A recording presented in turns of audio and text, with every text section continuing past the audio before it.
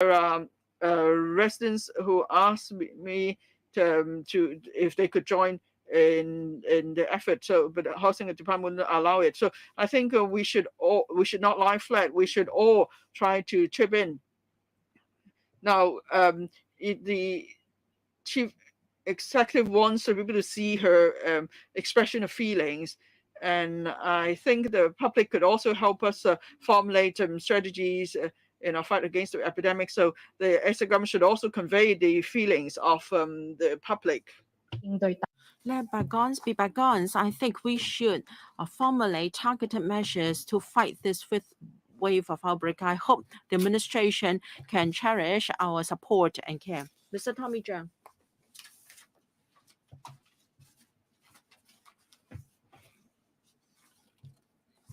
Mr. Tommy Zhang, your microphone is not yet unmuted. I just did.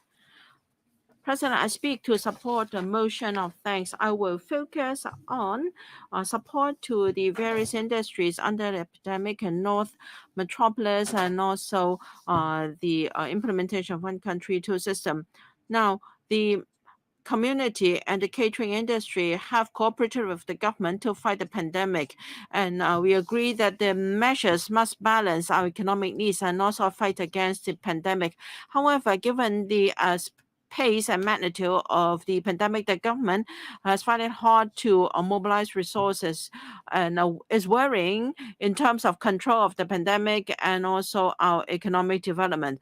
However, I'm sure that so long as the government is committed to dynamic zero infection and with concerted efforts from the community, the epidemic will be brought under control as soon as possible. I'm grateful to the central authorities for sitting to our request for their support and care. I'm grateful to our frontline medical healthcare workers, testing officers, retired civil servants, and also discipline services. I am grateful to their contribution in this fight against the pandemic. I'd like to talk about the plight of the catering industry under the fifth wave. They just passed the most tragic and miserable Lunar New Year in history. Now, to stop them from serving dining meals, and I think it's just killing them. Well, the latest round of measure will expire on the 23rd of February, and we have stopped dine-in meals for 40 days in a row, and we've lost $20 billion. Well, in the past 2 years, we've talked about striking a balance between economic needs and fight against the pandemic. The catering industry has been very cooperative. Scheduled premises, including karaoke, bars, and nightclubs, etc., they haven't been in business in total for over 100 days. And whenever there is a minor outbreak, they will be the first to be asked. The 200,000 workers in the industry are suffering. Well, we have EPF 5.0. However, this is not really, it's just a drop in the ocean. The employers can only use the subsidy to pay rent. They cannot pay employees in the previous rounds of EAF. There was timely help for the industry. As a result, we have seen lowering of the unemployment rate, and we are among the world in terms of economic recovery. In the second round, ESS employment support scheme, they spent $91.1 billion are much higher than the expected $81 billion. The industry is of the view that ESS is the best in helping the enterprises to stay afloat and to help employees. So when there is AEF 7.0, the ESS should be revived to help the industry to ride out the storm, because we don't want more restaurants to fold to further jack up unemployment rates. I hope the CS and the C can join me in appealing to all landlords in the world because of the dining ban after 6 p.m. There should be a rent reduction in between January and March, the traditionally best time of the year for the catering business. I hope there can be a cut of 20% in terms of rent to help the industry. Otherwise, the result will be catastrophic. Now, the catering industry is the best example in this fight against the pandemic because both restaurants and employers have done their very best in following the infection control measures. All that can be done have been done. I think now is the time for the whole community to chip in. I'm of the view that only people with necessary medical certificate and below the eligibility age to be vaccinated, because it's time to be vaccinated to safeguard the health of the whole community. And on the North Metropolis, the last policy address of the CE has covered a large range of areas. And I think this is the most far-sighted and visionary policy address I've seen in decades. The SR government is committed to providing more land for housing supply, and there are a number of proposals from the LP included here, expediting the planning procedures, use of different site formation, and also the North Metropolis will provide us with a lot of land. And this will be the blueprint for further development in Hong Kong. I said it back as in 2017, the LP has already proposed this, which was accepted by the C in 2018, and that is in new housing and new town development. Infrastructure should go first and transportation should be railway based.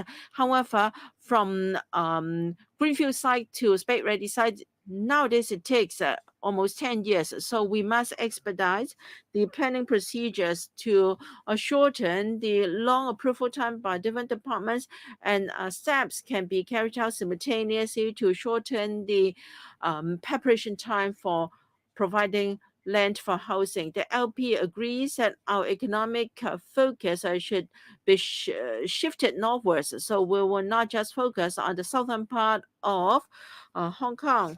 And the PAU's a new paradigm, a new future for describing the North Metropolis.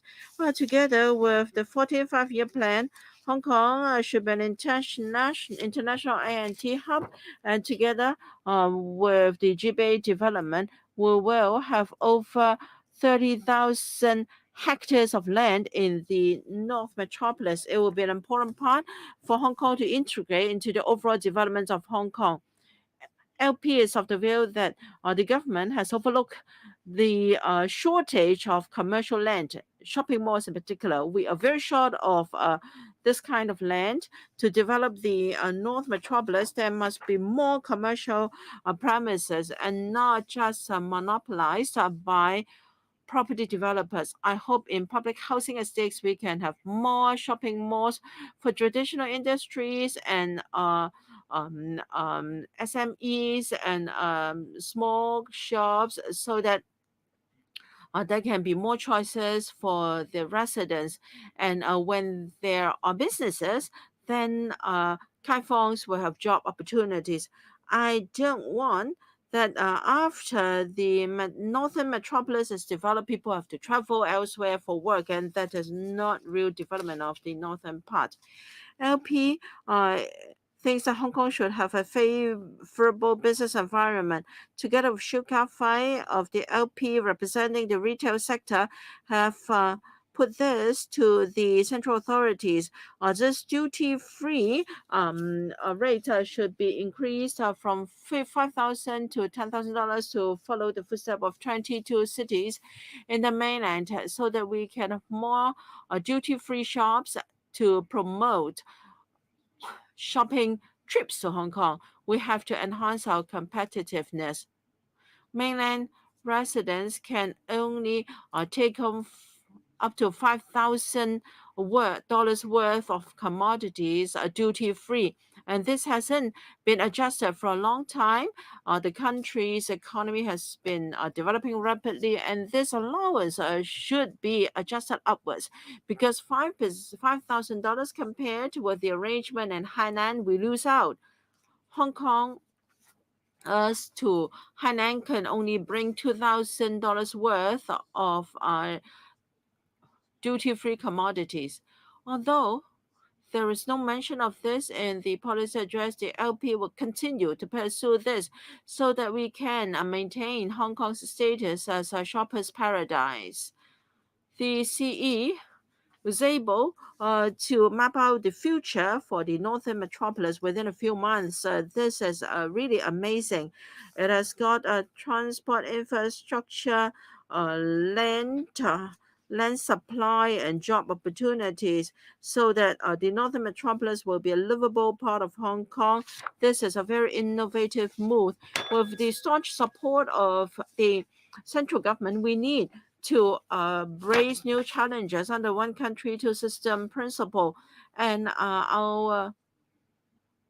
together with cities in GBA, the Shenzhen in particular, we should provide more development opportunities for Hong Kong so that we can leverage our strengths under one country, two systems. Now I'd like to turn to grasping opportunities and to safeguard one country, two systems. We are now in the post-national security law era, and we've also put in place the improved electoral system. The central government is more confident in supporting the governance of the chief executive and the work of the legislature. Chaos in the past, the difficulties in governance faced by the government are now all gone. We have now order and also tranquility in the community. LP believes that this is the best time for us to implement the plans in the policy address for the interests of Hong Kong. It's been over 2 decades since the handover. We have faced many challenges, and the central authorities have always been our staunch support. After the blackout violence, we have now revived, and we have the favorable conditions for reforms, and we can continue to give full play to our advantages under one country, two systems, and to implement the grand plans in the policy address. We're able to debate on the motion debate. I have mixed feelings. In 2019, this legislature was like hell, and because of the NSL, we can now have economic recovery, and the NPC has also implemented the improved electoral system. We have 90 legislators here from different backgrounds, and we have representatives from different sectors. In the year 2000, we had EC members. They were abolished in the 2004 term. Now they have come back. I'm pleased to see this change because we can then have more elite members of the society into this legislature. So democracy is not always about one person, one vote. Rather, we should have a Hong Kong-style democracy so that we don't have any more shows in this legislature. FC members are no longer lone wolves here. And we have more representatives from the catering industry, and we have representatives from primary, secondary, and tertiary institutions. So we can have a diversity of voices here. I hope we will not let down the central authorities for its trust and confidence in Hong Kong. Let's implement one country, two system so that we can have long-term stability and prosperity in Hong Kong. With these remarks, I support the motion. Mr. Yeo Pak Leung. 姚柏良議員，請你開咪。Mr. Yu, please unmute your microphone. Thank you, President. Am I coming through? Yes, please. the number of confirmed COVID cases are rising geometrically. And I think we are facing the stiffest challenge ever. We are grateful to Presidency for his care for Hong Kong, and he has instructed the Guangdong province to respond to our requests very expeditiously and provide support for us. However, to control the pandemic, we cannot just rely on the central authorities. We must share the main responsibility. And our greatest task now is to control the epidemic. We must have a wartime mentality. Given the exceptional times, we should use exceptional measures. We should unite all departments and mobilize all resources and whole community to fight the epidemic. Together with supplies from the mainland, we'll be able to put the epidemic under control in the shortest period of time. The tourism sector has never been absent in the fight against the epidemic. Hotels have been helping through the hotel quarantine scheme, and also travel sector practitioners have been helping the fight as well. We actively cooperated with the government's measures. On the 24th of January, the tourism sector has proactively cancelled all the Chinese New Year tour groups. When the local cruise to nowhere scheme was resumed in last July, we introduced the vaccine bubble concept. We hope the government can invite more from our sector to fill the gap of manpower shortage. I have several suggestions. First, the number of vaccination centers should be increased. The vaccination demand has surged drastically. We need to catch up in terms of the vaccination rates among elderly people and children, plus the booster jab. The vaccination centers are overwhelmed. The waiting time is 3 to 4 weeks. According to experts, we need to boost our vaccination capacity to 300,000 doses per day to cope with the need. The government should mobilize practitioners in the tourism sector. We have the experience in manning the vaccination centers previously. Secondly, we should use more hotel rooms for quarantine purposes. We have a huge shortage of treatments and quarantine facilities. Close contacts and household members of close contacts have nowhere to quarantine. Now, many hotels are willing to cooperate. There are numerous hotels offering their rooms for quarantine purposes. Yesterday, the chief executive mentioned that she would identify more hotel rooms for quarantine purpose. I understand that some negotiations are ongoing right now. Today, the sector will meet with the chief executive to form a plan. I hope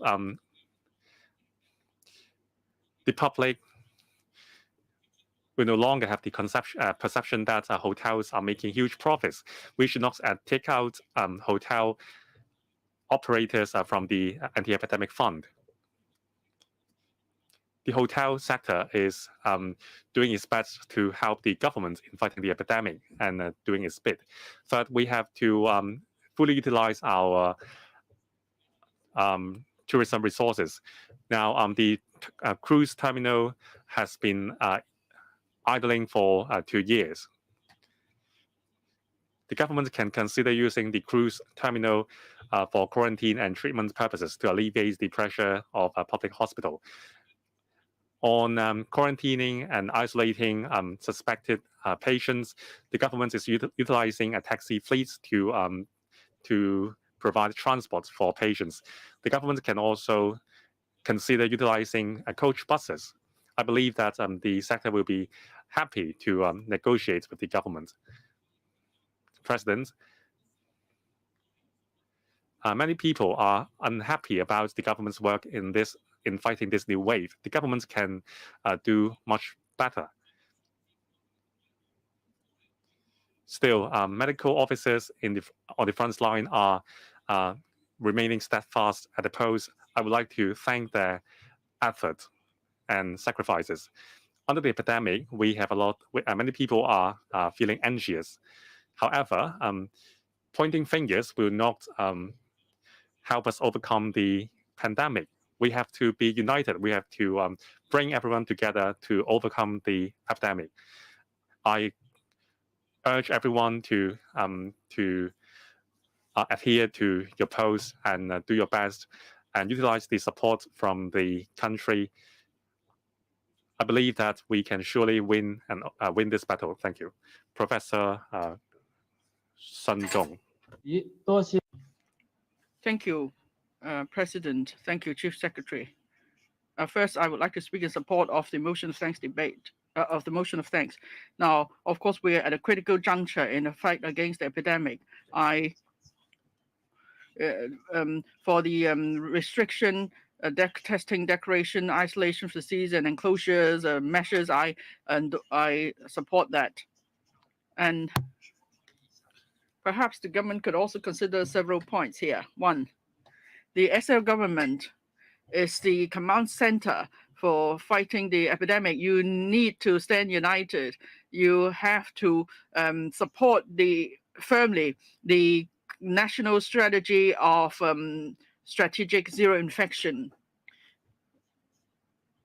And you have to send out a united voice to everyone.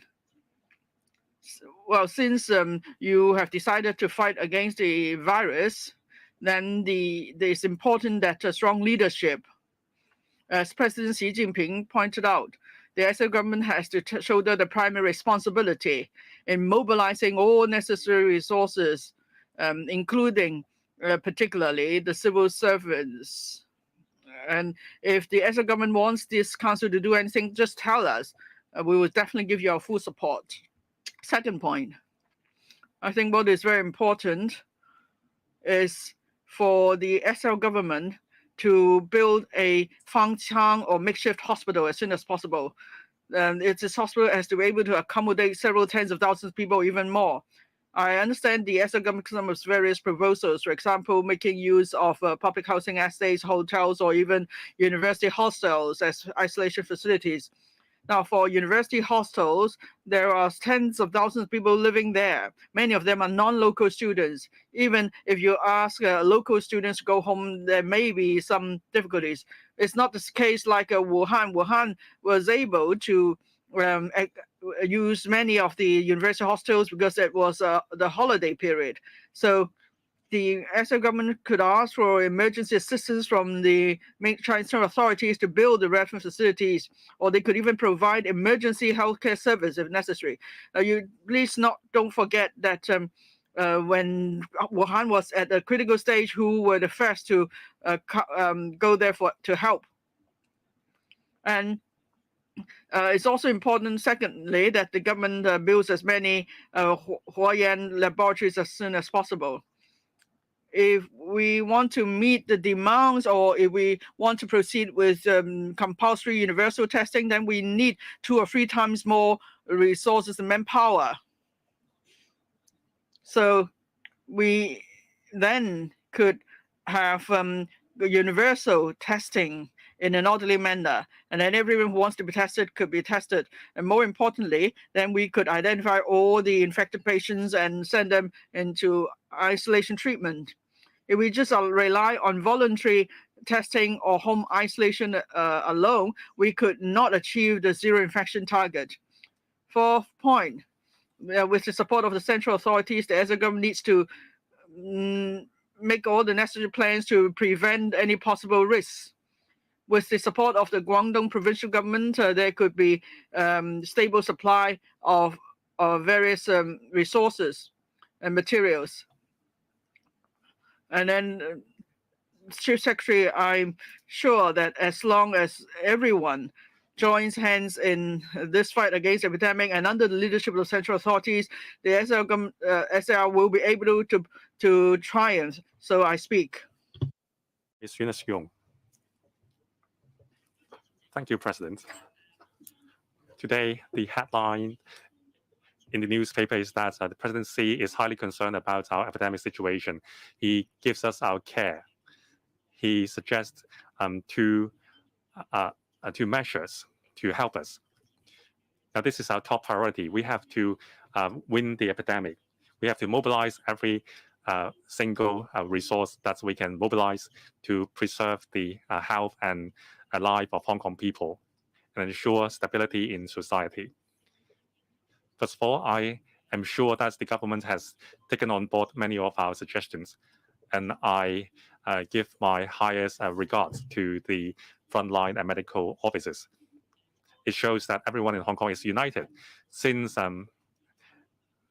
earlier this year, Omicron and Delta strains have entered our community, and the number of confirmed cases is at a record high. And also, we have infants and young children who passed away because of the disease. It caused a lot of heartbreak.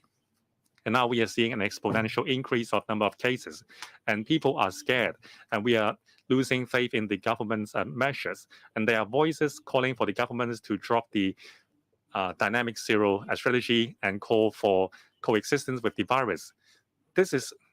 These are self-destructive thoughts. Dynamic zero is not zero tolerance for any cases. It's about early treatment and identification of cases and cut the transmission chain as soon as possible. Now, on the front of vaccination, for parents, adults can get vaccinated, and we are not too worried about serious complications. We are most worried about our children. They have been staying home most of the time, and their immunity is weakened.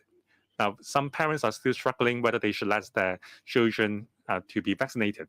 Yesterday, children as young as age 3 to 4 are allowed to get vaccinated. I have already made a booking so that my daughters can be protected.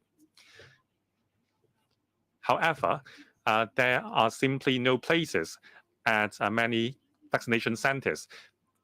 Bookings are only available as late as March or April. Now we have to open more vaccination centers, not just for children but elderly people as well.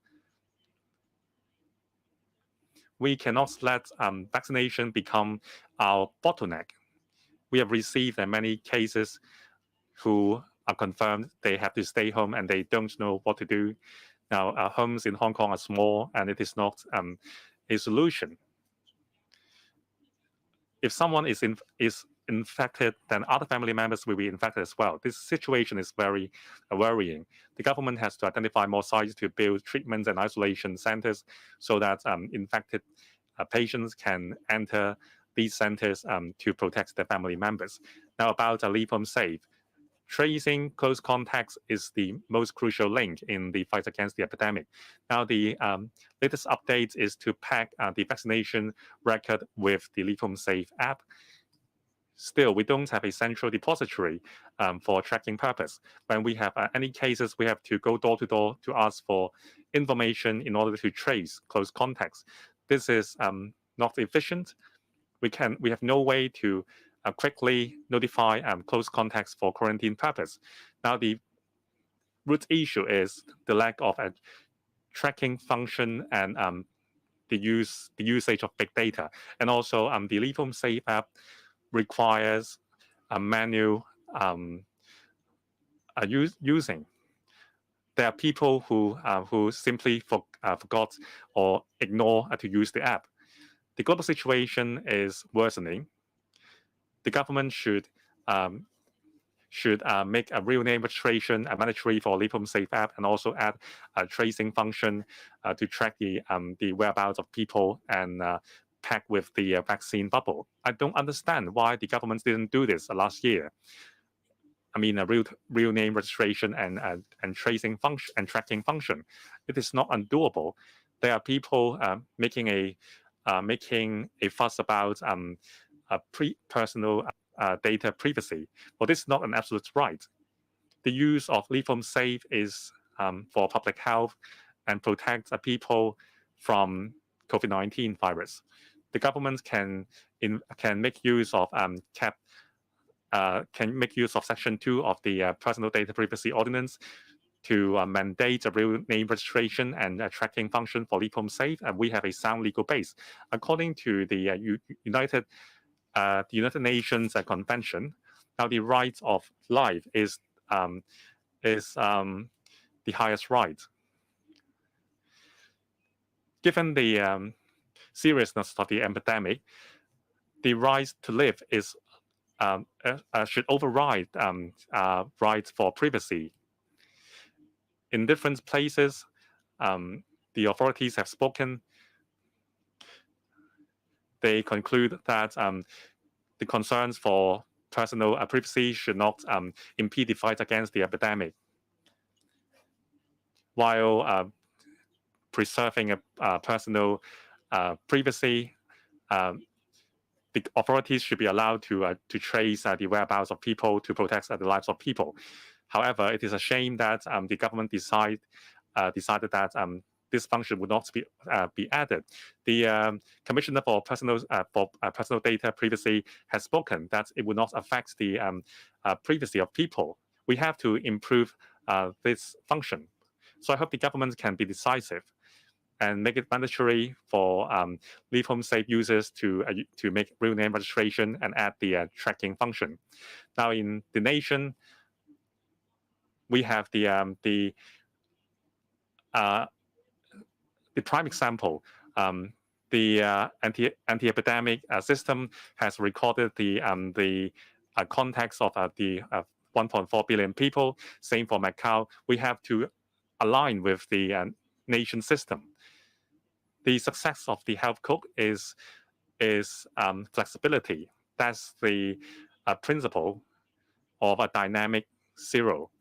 The color of the health code would change depending on the whereabouts and the movement of the user. It shows that it is most useful in tracking close contacts and preventing a spread of the virus. I suggest the government aligning a system with the mainland's health code. And besides, the government should do publicity work and reassure the public about the use of the app. Finally, I call for everyone in Hong Kong to fight against the epidemic with the support of the central government. We can definitely emerge from the epidemic. Thank you. Dr. Tang Yuehang.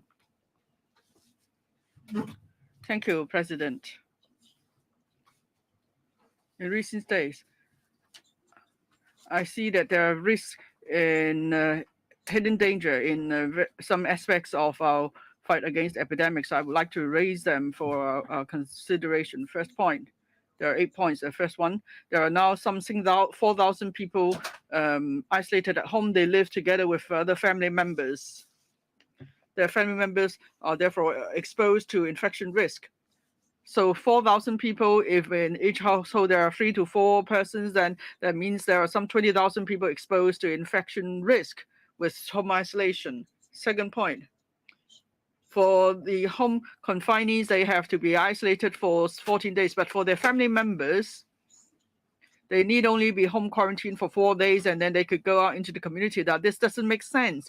It will only add to the risk of community transmission. Third risk, colleagues of infected persons are no longer listed at close contacts. Only those living with the infected persons or those who've had meals with the infected persons are listed as close contacts. But colleagues have been in the same workplace with infected persons for some 7-8 hours. How come they're not listed as close contacts? Because that will only add to the risk of transmission in the workplace. Fourth point. Now, when people are tested positive, they may have to wait 5 or 6 days before they are taken away. And for these, confirmed cases where they don't even have to wear an electronic wristband when they're at home, so they are free to go out. That means there is risk of transmission in the community. Fifth point, for those who do administer tests themselves, they don't get any support. Some may choose to go to the accident and emergency wards in hospitals to seek treatment, and then they have to take public transport. And when they are at the accident and emergency ward, they are there together with other patients. And triaging takes a long time too, so that again adds to the transmission risk at the hospitals. Sixth point, there are some over 40 elderly homes with infected cases, and the residents could only be isolated in situ.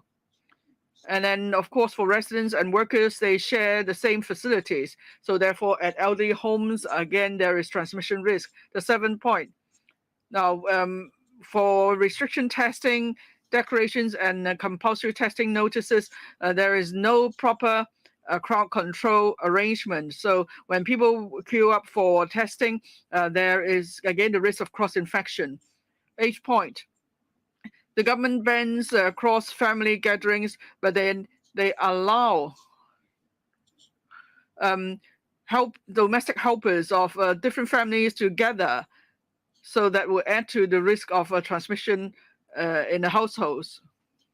Now, stabilizing epidemic is the first and foremost priority. This is the primary responsibility of the ASL government. The government has to mobilize all necessary resources and capacities. They must take all necessary measures to protect the life and health of the public. Now, I mentioned the 8 risks just now. The government needs to learn from its experience in fighting the epidemic, in countering this risk, and there is a need for closed-loop management probably. So I would propose the following 8 measures. 1, the government should set up a command center for infection control, because this is the primary responsibility of the government. So this will be this command system set up. Secondly, for civil servants and other groups who are working from home, or for others who don't get work because of the epidemic, they could all be involved in fighting the epidemic. Thirdly, with the support of the central authorities, the testing capacity must be boosted as soon as possible. Fourthly, there should be compulsory universal testing as soon as possible, or something similar to that on a large scale. Fifthly, hotels should be used as soon as possible, and other vacant buildings as isolation facilities, so that for confirmed cases, they could be isolated at the first instance. Sixthly, we should ask for help to hospitals and other medical facilities, so they could take on the more serious cases. And also, there is need to make sure that there is a provision of daily necessities to those isolated. And eighthly, there has to be more vaccination centers. We must speed up vaccination and boost the vaccination rate, especially among the elderly and young children. So I speak. Mr. Stephen Ho. Thank you, President.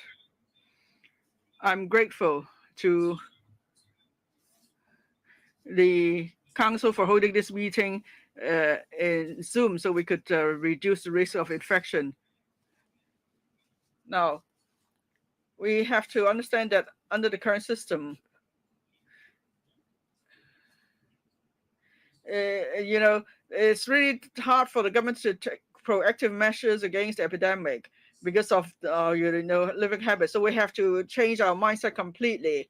We have to mobilize the entire community to join in this fight against the epidemic. So it seems that the government is moving this direction with the latest promotional efforts, but there's still room for improvement. And then second point, I think the public have to think about this. Complaining doesn't solve any problems. So we have to consider what we could do. Say even the agriculture and fisheries sector is not about allowing us to go out to sea, but we have to consider what we can do to meet the needs of the community. In terms of food supply, of course, we are seeing some problems. Many cross-boundary drivers are exposed to infection risk. Even if they're not exposed to infection risk, they have to be compulsorily quarantined for 3 days or even 14 days. Now, the SL government, of course, had meetings with the central authorities. We're grateful to the central authorities for responding to our requests for assistance. Still, now the central authorities have made the promise, but are we able to tie in with that? So we have to look at the cross-boundary facilities. We are watching very closely what's going on at the cross-boundary factory facilities. Now we don't see any cross-boundary drivers.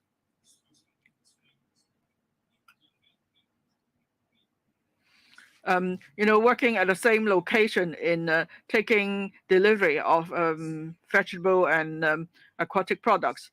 But so what if there's an outbreak? Would these drivers be quarantined for 3 days or 14 days? So that means there will be no drivers to ferry across vegetable and other fresh food supply. So the government needs to think about that. When there's a short supply of drivers, and well, first of all, we have to consider how we could protect the livelihood of drivers. They need to work to earn an income. And secondly, would you consider some sort of transition arrangement? We have that in place, so when we need to kick that in, we could. Now, this concept is right, but it's about how we execute it. In Hong Kong, in the past, we have 3 rounds of trucks delivering fresh food supply to Hong Kong. We don't need this. And then for Sheung Shui, there is another route linking to Qing Shui River. There's this train link, and it only takes 10 minutes. So if the government can discuss this with Feng Hong and see if they could do that, maybe even with live pigs, we need to truck drivers to bring live pigs to Hong Kong. But what if some of these truck drivers become infected? Then we need some backup plans. So for between Shangshui and Qingshui River, there is obsolete rail link. Maybe we could make use of that link to send pigs to Hong Kong. It's just a 10-minute journey. And I read the news reports. Someone talked about drones. Can we consider supply by drones? Now, in the past, when there were wars, the United States had to airdrop supplies, and they used some 3,000 planes to airdrop these supplies, and of course, they lost 9 pilots. With drones, of course, there won't be any loss of lives, but then would that be possible technically?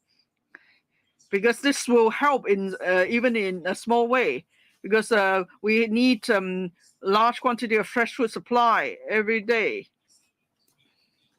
Third, another point, we also need to rely on ourselves. Apart from fresh food supply from the mainland, can we produce more food supply in Hong Kong? Now, there are 72 farms in Hong Kong, 39 are chicken farms. Chicken farms supply 100% of the live chickens in Hong Kong. Otherwise, where do chickens come from? Of course, they come from eggs, as one would say, but there's some of these are fertilized eggs, and then we also have fertilized eggs, and at the same time, we need chicks, supply of chicks from the mainland. Now, when Mr. John Lee led the delegation to Shenzhen, well, they have ensured the Green Channel, but then they have not included chicks as in the list of supplies. I understand that you have also taken over the collection point. So for 6 days, we have no supply of chicks from the mainland. Usually, it takes about 60 days for chickens to be raised. And so if we still have no supply of chicks, then soon Hong Kong will run out of live chickens. I hope the SF government could consider how we could ensure the supply of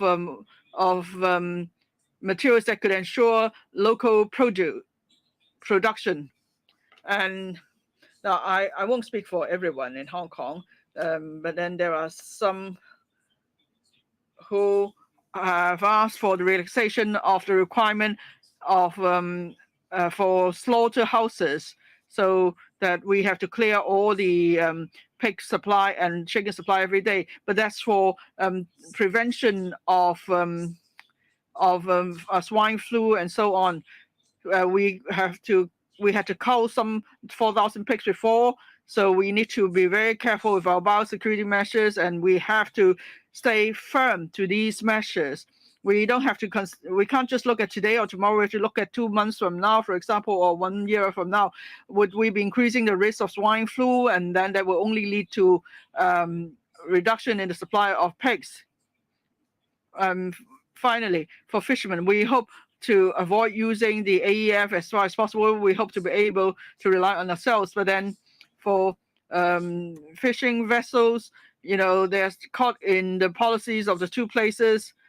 Of course, you're giving us $10,000, $20,000, but that's still a far cry from our operating, meeting our operating costs. I have to pay the government, repay the government in loans by some $200,000, $300,000 anyway. We thank you for delaying the repayment schedule, but you need to relax the various requirements, and you need to coordinate with the banking authorities so people could still produce the goods with relaxed requirement. They say that some say that we have many volunteers coming over, but we need to make sure that we have to agree that these volunteers have not received any training. Now, apart from compared to the civil service working from home, these volunteers don't have the necessary skills. The government should rather mobilize people properly. So for goods that require skills, that should be for jobs that require skills, that should be left to civil servants. Some civil servants are not willing to help in the fight against the epidemic. But if someone needs to do the work, then the government has to or wants to delegate it to other groups. Well, but really, it doesn't make sense. And I believe we should not leave civil servants out and bring volunteers in. And volunteers should not be involved in frontline work because the public still have much grievances. And if people have negative views of something, they will say, well, how come the government is only using volunteers? But what about the chef actually preparing food in the kitchen? They have to show us a responsibility too. So I would suggest that the government should ask civil servants to can help volunteers to help with other tasks after some training, for example, bottling, disinfectant, and so on. Lastly, on Leave Home Safe, actually, at the start of the epidemic, we already talked about the health code. And when the Leave Home Safe app was launched, many legislators said that it was useless because it was downloaded on a voluntary basis and there was no tracking function. But then the administration has been asking people to scan the app when going into restaurants and at different places, and it can also be used for the vaccine pass in future. So reluctantly, we accept this arrangement.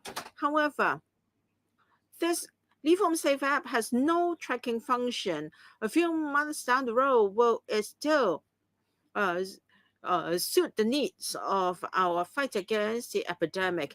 I think the administration must change its mindset in order to have a brighter future. I pause here and I will speak in other sessions. Mr. Horace Cheung. Thank you, President. First of all, I want to thank everyone every official and every frontline worker, and including frontline cleaners who is working very hard on a daily basis in this fight against the pandemic. Now, we should not complain. We should not point fingers at this point. As said by many members, we must stand united to fight the epidemic. With the support of the central government, I am confident that we can prevail over this wave of outbreak. The DAB at this critical juncture will ensure that we cooperate with the government and the community. All our DAB members at the forefront at restricted and testing areas have been organizing voluntary teams. So whether we talk about face masks and RAT kits, given the shortage, we will do our every bit to help the community to ride out this storm together. To face the challenges, the administration should not just see what it has done. It should also review the shortcomings in its policy and implementation and what's lacking in the community before we can do a good job. And I think coordination is the most important part. Earlier on, we talk about the restriction and testing exercise in Kwai Chung Estate. There was some delay leading to spread of the virus. And then there were occasions when buildings were restricted and subject to restriction and testing, but then residents were told that no dinners could be served, and this is not very desirable. We must expedite our work in the following areas. For instance, preliminary positive cases are required to take public transport or taxis from home to hospitals and back. I think this will aggravate the epidemic, and yet as of today the administration is not able to provide transport, and as mentioned by some of the members, we are short of isolation facilities, so confirmed cases have to wait for admission to hospital at home, and that can heighten the risk of infection among family members and people in the same building, and vaccination capacity is insufficient. It's hard to book a slot. So these are bottlenecks. I hope the administration can determine to review these aspects. First, on vaccination. Of course, when the epidemic has stabilized, many people were unwilling to receive the jabs, and that's a fact. But now, because of the wave of outbreak, many people would like to be vaccinated as soon as possible.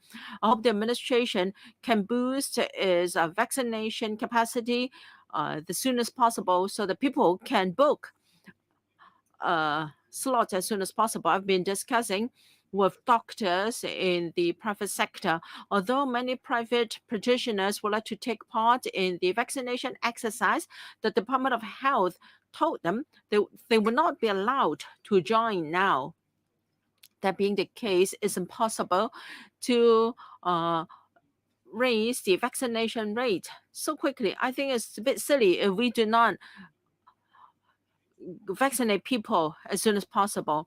And in recent days, parents are trying to book a vaccination slot for their children. However, the system was planned for adults. When you ask for the first jab, the system would automatically give you another appointment 1 month afterwards for the second jab. However, many experts have advised that there should be a gap of 12 weeks between the first and second jabs, but the computer system is such that it can only be 4 weeks or 8 weeks, and parents have no choice but to book a date 4 weeks afterwards for the second jab, and so they have taken up the slot and just to reschedule the vaccination date later. So this is wasting our resources. I don't know whether the government is aware of this. I hope the system can be updated as soon as possible.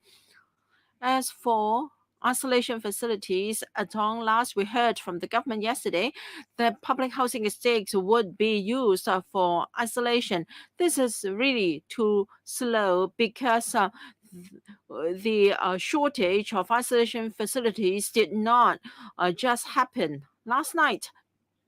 And government have plans to use we asked the administration to use student hostels of universities for isolation, and the answer we got was this is to be further discussed. How much time do we have? Time do not wait for men. We must expedite. We must work harder. And now, for those who are subject to the Stay Home Safe scheme, they can still move around freely. They haven't been given sufficient advice. And those who are confirmed and waiting to be hospitalized at home is not given food, medication, and support because of the overcrowded living conditions in Hong Kong. Sooner or later, household members will be infected. There is a hotline set up, and we understand that the confirmed cases are looking after themselves at home.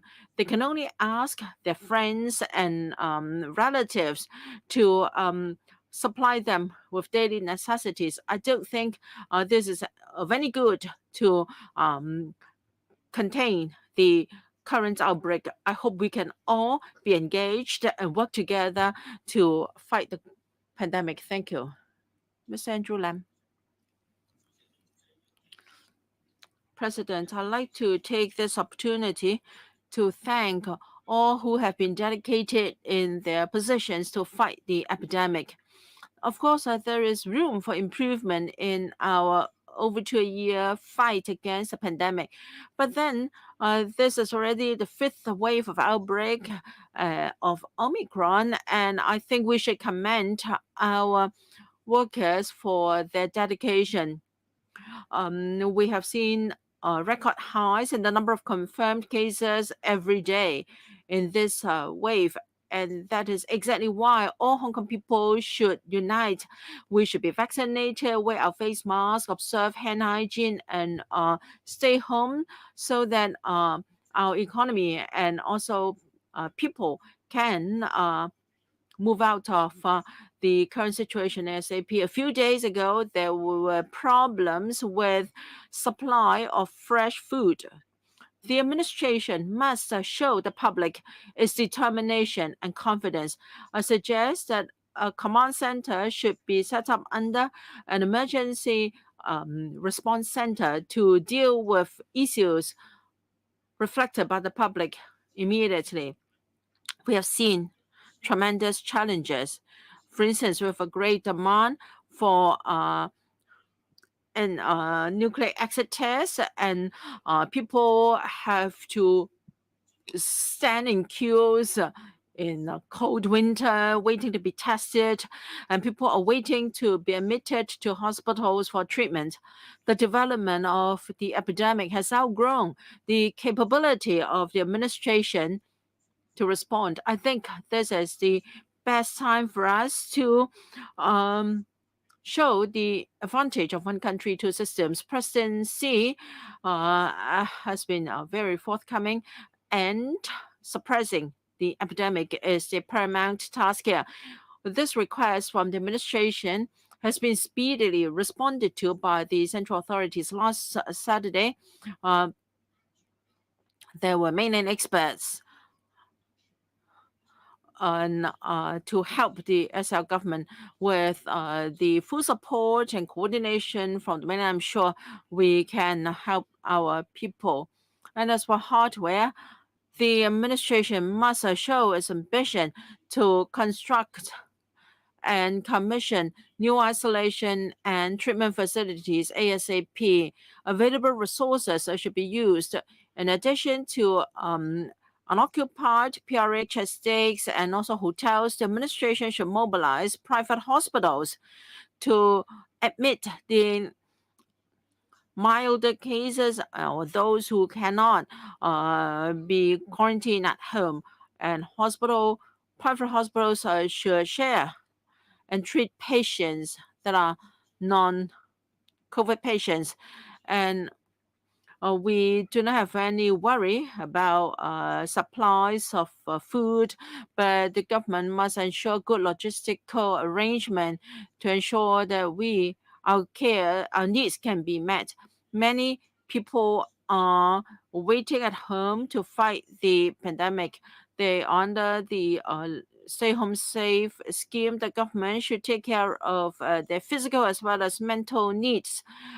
Social workers and psychologists should inquire about them online or by phone to understand their latest condition. There are many civic-minded persons in the community. They are willing to do their part in work such as delivering meals and to visit elderly persons. The Chinese medicine sector and also the Western medicine sector have expressed their wish to help. The government has organized volunteer teams to send out anti-epidemic kits, including face masks, to members of the public. I think they should be given dual training and supportive gear so that they can serve the community and build positive energy. Hong Kong has freedom of expression, and that's why the government should be accurate and swift and focused in disseminating information to the public. Because if people with ulterior motive abuse the situation, that is not desirable. The government should take a preemptive approach. We must achieve dynamic zero infection. We should identify the sources and track them down and then intercept the transmission chains. We do not have any tracking function. I urge the administration to use information technology on public transport and also at different premises. We must track down these people so that we can move out of the current plight and we don't have to worry about the development of the epidemic. Yesterday, with amazing speed, the government has put together the Anti-Epidemic Fund 6.0 and submitted it and tabled it for the FC's approval. And it received unanimous support from the members. It shows that we can do anything if we are united. With the support of the central government, we can definitely do a better job and overcome and rise above the epidemic. I so submit. Mr. Lam Chen Sing. Thank you, President. Well, we didn't expect that the debate on the motion of thanks would coincide with the time where the epidemic is at its height. We don't have any luxury to blame others or slack. We have to be concise and swift in tackling the epidemic. We have to protect the life and health of people. In fact, the dynamic zero strategy is the strategy that the government has adopted for 2 years. Learning from the successful experience in the mainland, Hong Kong has minimized the number of fatalities. It shows that the strategy is working. I am so grateful for the central government for accepting the request made by the Hong Kong government, including helping Hong Kong to boost its testing capacity, sending mainland experts to Hong Kong for tracing, for supporting and tracing and investigative work. These will surely help us achieve success.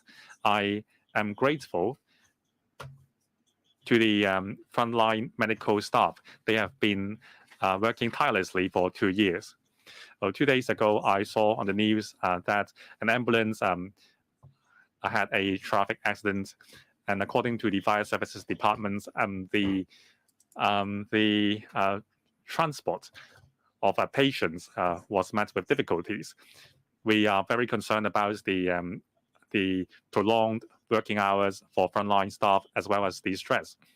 I hope that the government and the HA would do its best to ensure that there is the best equipment for them. We and our union have offered anti-epidemic kits for our members. Many members told us that we should provide the help to those in need. This is the spirit that we need.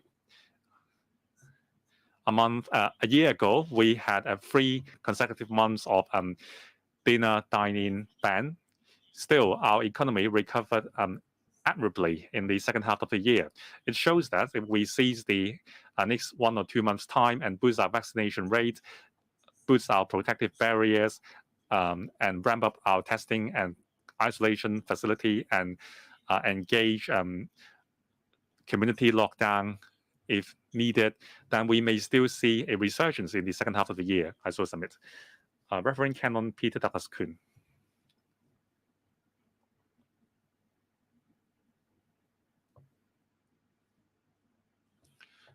Reverend Canon Peter Kuhn.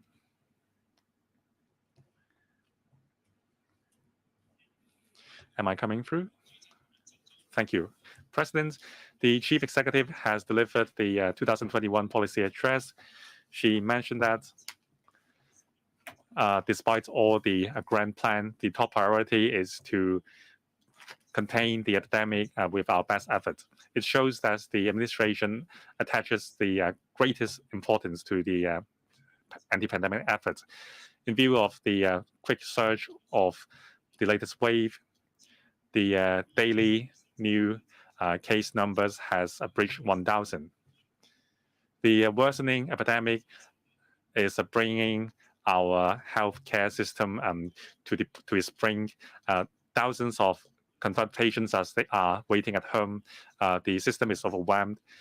From quarantining to lockdown, it caused a lot of anxiety and dissatisfaction. The problem is more than the lack of testing capacity. It's about ensuring enough beds and quarantine facilities to deal with the sheer number of confirmed patients.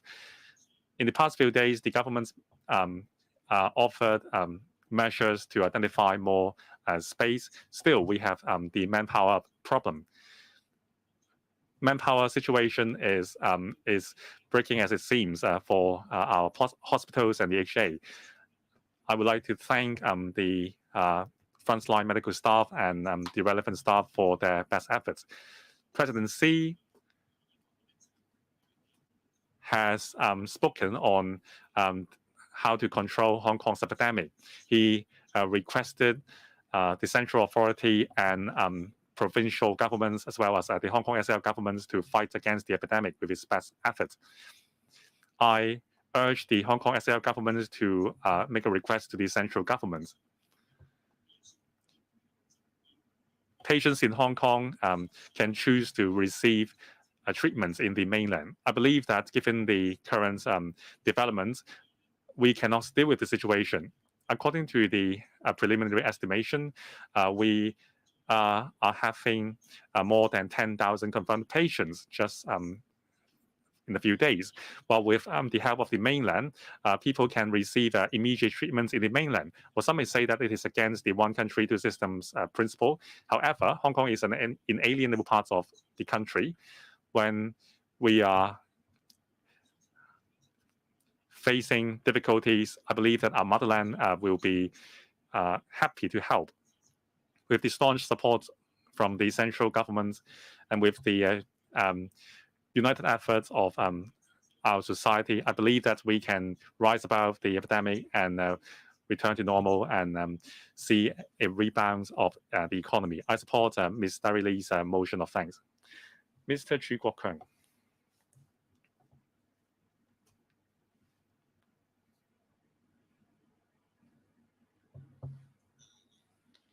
President, the epidemic has taken a turn for the worse. According to schools, teachers, many teachers, parents, and students have caught the virus.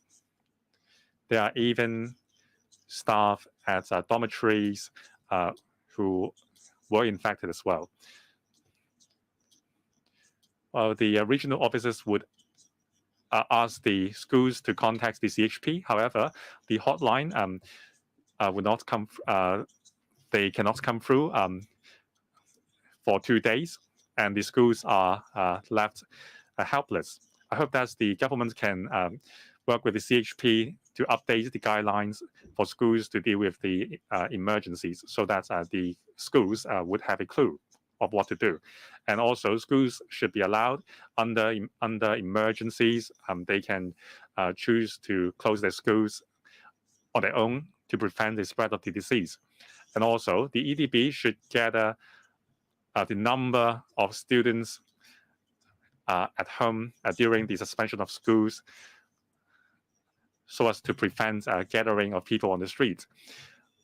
Schools are facing a lot of challenges.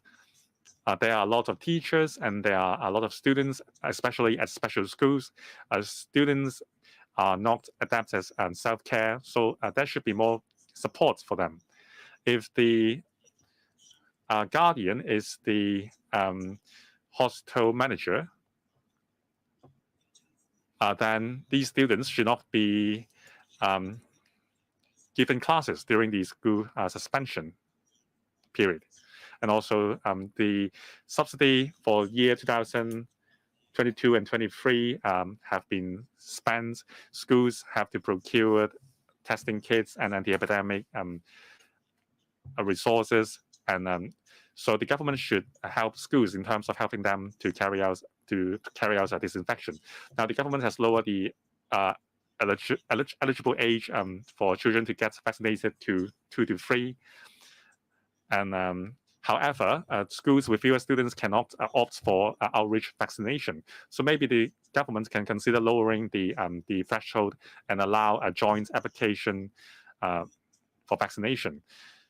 Many parents are anxious about getting their children vaccinated.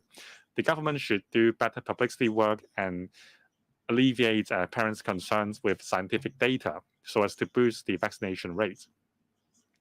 Many schools are worried about the vaccine pass, which will be implemented next week. Schools worry that it would cause gathering of crowds and it may be chaotic. So I hope the government can issue the directions as soon as possible. Thank you. I will submit. Mr. Kenneth Leung.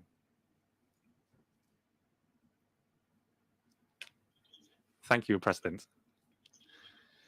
I speak in support of Ms. Derry Lee's motion of thanks. First of all, I thank the central government's support for the Hong Kong SAR. All resources will be mobilized to help the HKSAR governments to contain the disease and protect the life and health of Hong Kong people. I also thank all the medical staff as well as staff at the testing stations, vaccination centers, and frontline hospital authority staff. They risk themselves to protect Hong Kong. Recently, many civic-minded people in the community are volunteering to help. During the Chinese New Year, they stepped forward to maintain order and distributed testing kits. They really command our respect. In the past, we see that there's an anti-epidemic fatigue. Sometimes the measures cannot catch up with the developments of the epidemic. The government has taken on board members' suggestions to improve. Now, after the thematic meeting with the Guangdong government, it is expected that our testing capacity as well as the supply of resources will be improved. We thank the central government for its swift response. President, now we are at a critical moment. This is not a time to review or point fingers. We have to give our full-hearted support to the work and achieve dynamic zero and return life to normal. Every Hong Konger should contribute the efforts. In the near future, I will start a youth platform with our young friends to fight against the epidemic. We will organize volunteer teams to help the government.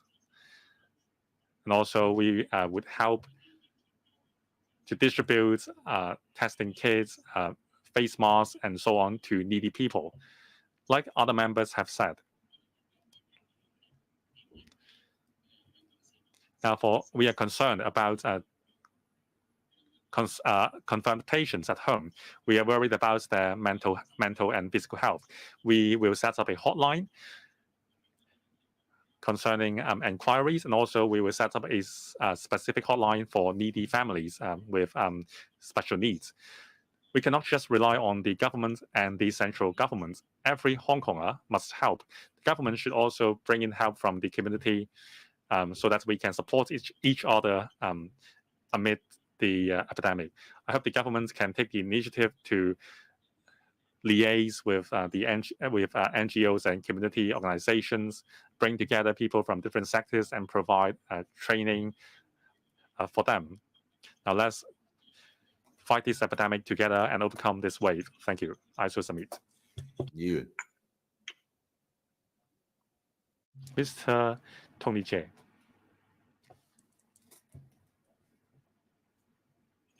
Thank you, President. President, with the worsening situation of the fifth wave, we are seeing 1,000 cases per day. The government has tightened social distancing measures. Some people are doubting the zero infection strategy. They think maybe we should adopt the coexist with the virus strategy like the Western countries. Well, it is essentially surrendering to the virus. Well, those countries, unlike our country, lack the ability to achieve dynamic zero, nor do they have the resolution.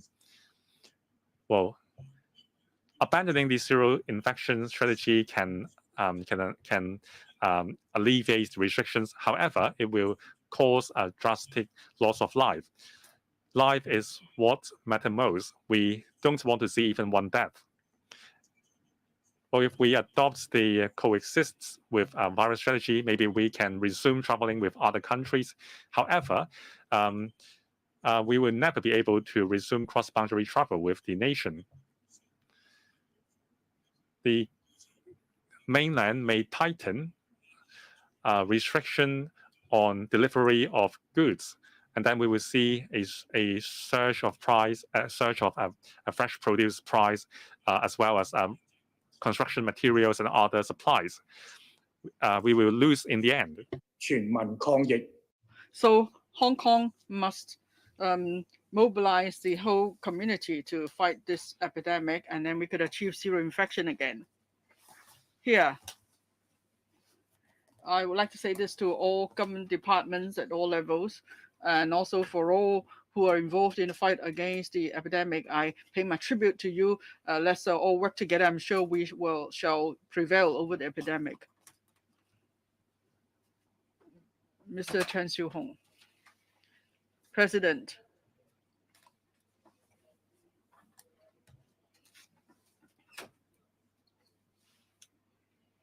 Well, I'm glad to see that you have revised the agenda so that we could first debate this very pressing issue.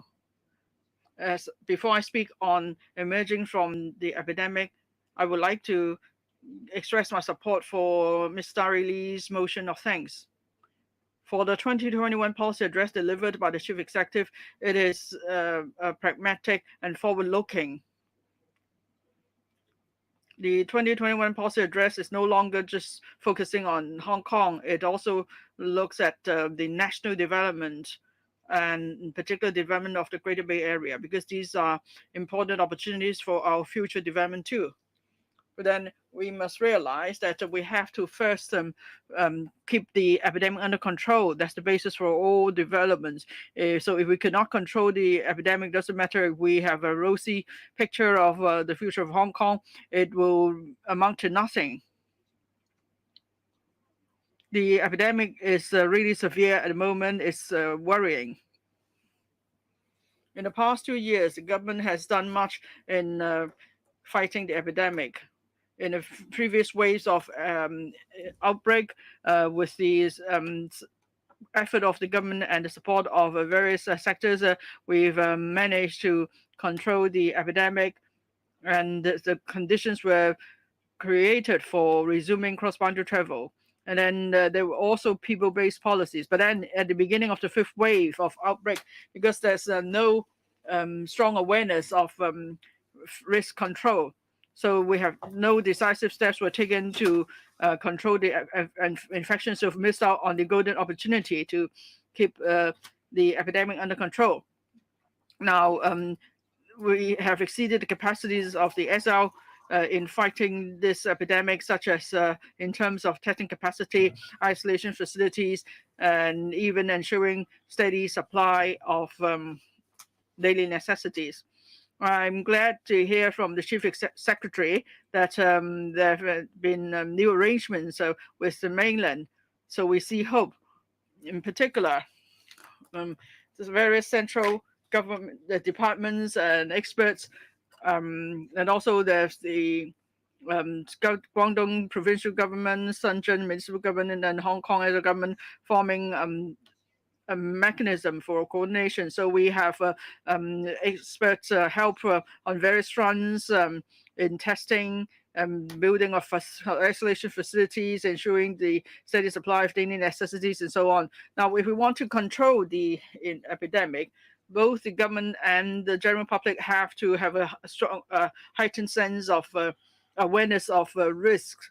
We need to block all loopholes where there could be risks from imported cases or local infection, and then we could achieve the dynamic zero infection strategy. With the help of the main authorities, we should build Huayan laboratories as soon as possible to boost our testing capacity. Otherwise, there's a backlog of testing, and that may lead to cross-infection. And then on isolation and treatment facilities, the government is going to make use of a newly completed public housing estate. And also perhaps the government could consider using vacant school premises and also make use of hotels and other places to use as facilities, because we don't want infected cases to stay in the community and increase the risk of infection. The government should also build more treatment facilities, including the building of makeshift hospitals or Fangchang Hospital. Now, public must not think that we don't have enough capacity ourselves. As long as we all enhance our risk awareness and pay attention to our personal hygiene, as well as avoiding going out as far as possible, then we could also make use of the tracking system of the government, and then that's the best way we could contribute to this fight against the epidemic. President, I would like to take this opportunity to thank the central authorities for their support. Every time when Hong Kong faces problems, the country always gives us a helping hand selflessly. We're grateful to medical staff, testing staff, property management staff, cleansing workers, and all frontline workers, as well as the discipline forces for staying or for performing their duties. They are all heroes in my eyes in the fight against the epidemic. President Xi Jinping has asked Vice Premier Han Jing to convey his greatest concerns about Hong Kong. I thank President Xi for his reminder that the SL government should take up the main responsibility in the fight against the epidemic, and this is our very top priority. And then to stabilize and control the epidemic, and then the authorities should mobilize all forces and resources and take all necessary measures and protect Hong Kong people's lives and health, as well as ensure Hong Kong's social stability. Now, we know that both the government and the public have every duty to fight against the epidemic. Everyone needs to be involved. That is the key to success. With the support of the central authorities, I hope very much the epidemic will be brought under control soon, and then we could implement the various ambitious measures in the policy address. So let's all work together to prevail over this epidemic. Thank you. Dr. Low Wai Kwok.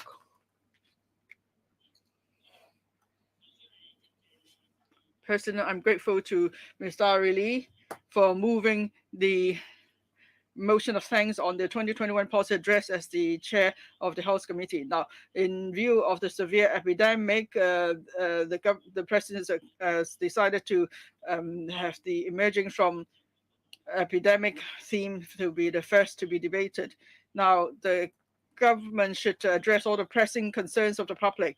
President Xi Jinping has made important instructions on our fight against epidemic. He said the SL government must earnestly take the main responsibility and mobilize all necessary resources, take all necessary steps to protect people's health and life and ensure our social stability. This is to make sure that as I said, is to make sure we have a stability. And then, as President Xi Jinping has also asked the central local authorities to fully support and assist the SL government in its anti-epidemic work. The President Xi Jinping has also expressed concerns about the situation. The government has announced a fund injection of $27 billion into the anti-epidemic fund to launch the 6th round of anti-epidemic fund measures. So this will give assistance and subsidy to those who are affected. And for the first time, $10,000 of cash assistance given to be given to the jobless. Yesterday, there was a special meeting of the Finance Committee via Zoom, and the proposal was approved because we can't wait a minute to launch these measures. The Chief Secretary for Administration also led the SAR delegation to the thematic meeting between Hong Kong and the mainland on COVID-19 last Saturday. The five task forces are set up to implement various measures to give full support to Hong Kong in fighting the 5th wave of epidemic. BPA welcomes this, and we are grateful to the central authorities for their support and concern. Now, with the full support of the Guangdong provincial government and the Shenzhen municipal government, I'm sure Hong Kong will prevail over this epidemic as we all stand united. Now, we've seen several waves of outbreak in terms of testing capacity, isolation, facilities and treatment facilities. We could more or less cope in previous waves, but now we are seeing the 5th wave of outbreak involving the highly transmissible Omicron variant strain, so we don't have enough capacities in these 3 areas. The people look forward to support from the central authorities. I hope the 5 task forces will come up with some measures addressing our shortcomings, and I hope the government will implement these measures as soon as possible and make an announcement to the public. And that will help to boost confidence in the community in the fight against the epidemic. For healthcare staff, civil servants, disciplined forces, other frontline workers and volunteers, I'm grateful to them for their hard work. Mr. John Lee gave an account of the progress of the meeting on the 12th of February. I could see that's a positive response from all the different sectors. Now, more importantly, the government must keep tab of the actual situation on the ground and also realize the difficulties the people have. For example, we don't have enough testing capacity, so people have to wait for a long time in the cold to test, and then there's the risk of cross-infection. Now, there's easy way out is to give out tickets, and then for vaccination for the elderly, there has to be better arrangement with a larger coverage. In fact, in mid-November last year, the experts committee has suggested lowering the eligibility age for the Sinovac vaccine to the age of 3, but it's only recently the government announced lowering the age to 5 years and recently to 3 years. The long delay is, is something we can't understand. And then the government now says that it will be procuring more rapid test kits. And the chief executive yesterday announced that 200 million rapid test kits will be procured, but we don't know when and how you're going to distribute these packs. So people are really anxious. The government has to announce the details soon to put people's mind at ease. The PPA appeals to the public to join us in the fight against the epidemic. As we stand united, we'll be able to tide over this difficult time. I hope the financial secretary, in delivering his budget next Wednesday, would offer various relief measures. Where we need to spend, the government should not be a scourge. And also, we need to do all we can to stabilize the epidemic and resume cross-boundary travel soon. And then we could, proceed with our various construction plans and address people's livelihood issues. We hope that our economy could recover as soon as possible, and that will bring about improvement to the public.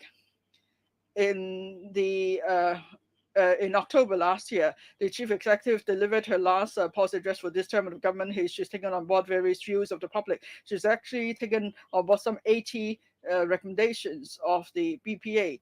That includes the development of the New Territories North, and also we have put forward proposals to increase housing and land supply, developing Hong Kong into a cultural exchange point. And I believe the BPA believes this policy address is forward-looking, that covers various macro issues.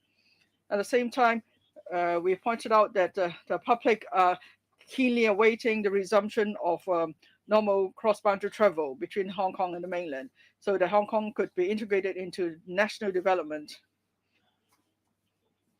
So we want the government to plan for the future and resume cross-boundary travel as soon as possible. That will save our economy.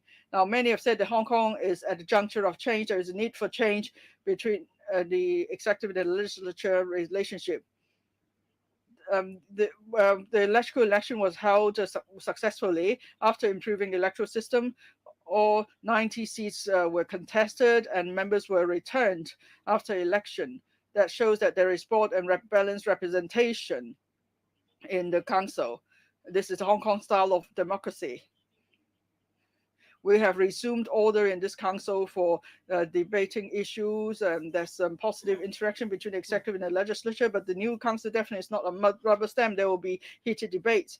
The public would like the government to improve governance, and the SL government must enhance its governance and remove red tapes. It has to make good all its promises. On the 12th of January, we had the first meeting of this new term of legislature, and there was also a question time with the CE. The CE in her opening remarks mentioned three major areas. First, to establish EXCO-LegCo relations, and to government reorganization, and also development with developing the Northern Metropolis. And she would like to address long-standing issues so that members of the public can feel the effectiveness of the new era with the improved electoral system. The opening remarks of the CE then was an important update of the 2021 policy address. So long as the legislature and executive can cooperate, then I'm sure one country, two systems can sail steadily and far. The Northern Metropolis is a change of mindset. In the past, the colonial government regarded the New Territories as a boundary with the mainland, but now the Northern Metropolis is planned. GBA is pressing ahead at full steam. The development blueprint of the Northern Metropolis can help Hong Kong to make a breakthrough.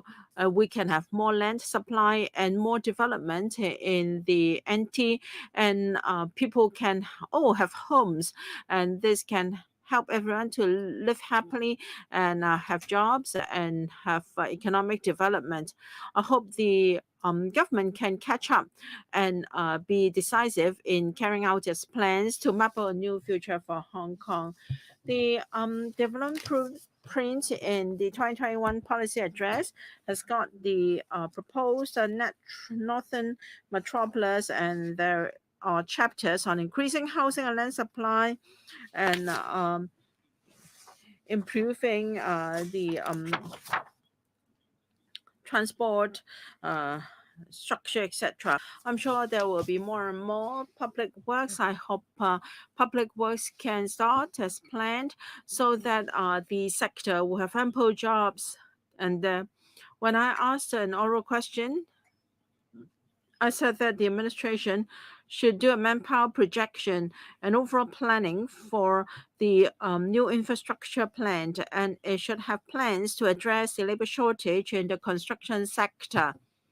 The SL government should also strengthen Hong Kong's position as a safe city. Safe city would include fight against anti-terrorism, prevention of diseases, infectious disease, water safety, cyber safety, occupational health and safety, etc. Even a few years ago, I was asking the administration to set up an interdepartmental steering committee for a safe city. And with the implementation of NSL, we should have forward-looking strategies to build a safe city, and we should legislate on the relevant aspects. We should enhance the law enforcement agencies' ability to prevent and combat crime, and to promote a culture of safe city, and to enhance our reputation as one in the world. Hong Kong's biggest advantage is one country, two system, and we enjoy proximity in terms of taking part in the overall development of the country. We have got the BRI initiative and also GBA development. We can take part in the dual circulation of the country. The concessionary measures and also the open up measures are already implemented with Hengqian and also Qianhai. Now the total area is now increased by 8-fold to 220 hectares. We can focus on cooperation at areas where Hong Kong has an advantage. Again, it is a boost to cooperation and win-win situation with the mainland, and our INT and testing and certification industries should leverage the strength of Hong Kong to serve the needs of the community. I suggest that the administration should set up a high-level working group to integrate into the overall development of the country so that we can take part in Belt and Road initiatives and development of GBA. We should further discuss with mainland authorities to simplify the accreditation and also examination or recognition of professional services in the mainland. With these remarks, I support the motion of thanks moved by Ms. Sari Lee. Ms. Carmen Ken. Thank you, Madam Deputy. President Xi has made important instructions on helping Hong Kong to fight the epidemic, and he has care and concern for Hong Kong, and we must work harder in order we can live up to the expectation of presidency so that we can mobilize all possible resources and do what we can to safeguard the health and lives of Hong Kong people and ensure stability in Hong Kong. As I said, we are now in a war state time, and the commander in such times is most important. The government has decided to set up together to set up tripartite work coordination mechanism with participation from the National Health Commission, the mainland experts and Hong Kong experts.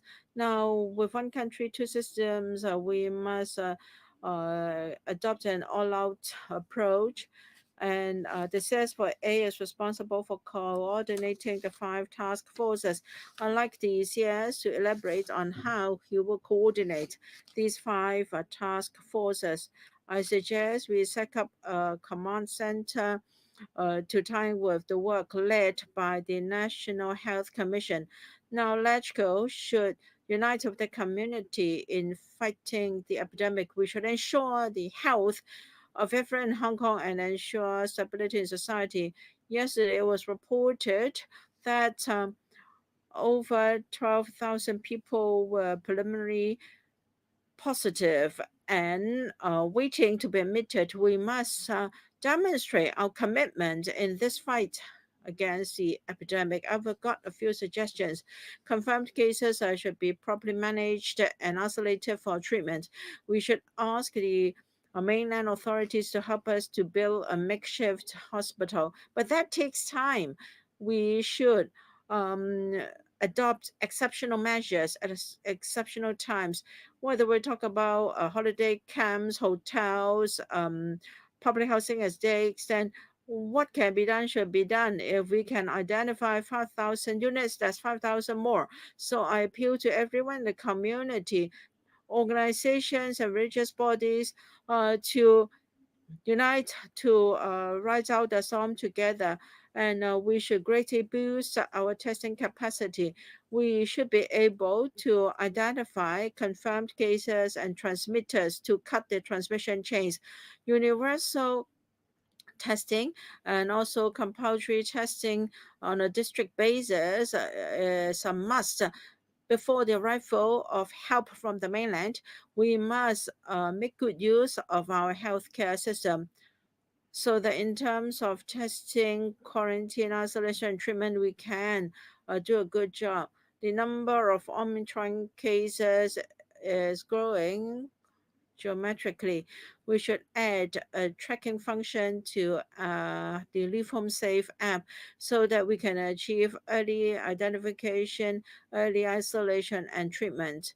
And I think the current app is lacking. I've already written to the CS4A to tender my proposals. Fourth, I know that people are concerned about possible infections among foreign domestic helpers on holidays. Now, cross family gatherings of more than two are banned nowadays. But then we have cases where the whole family got infected because of different domestic helpers.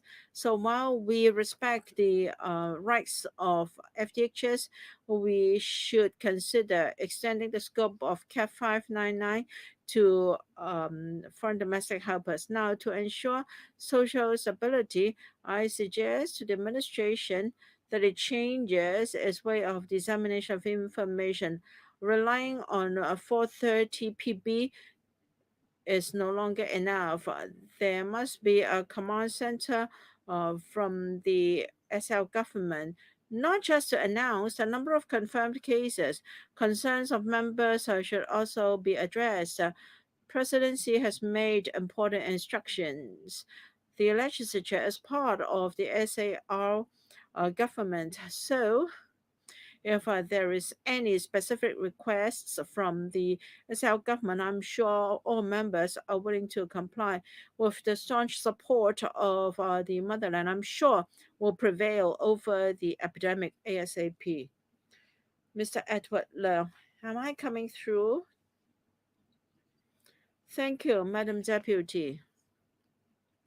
The fifth wave of the epidemic is raging in Hong Kong, and we now face unprecedented challenges. Whether we talk about frontline healthcare workers or government officials, they're under tremendous pressure.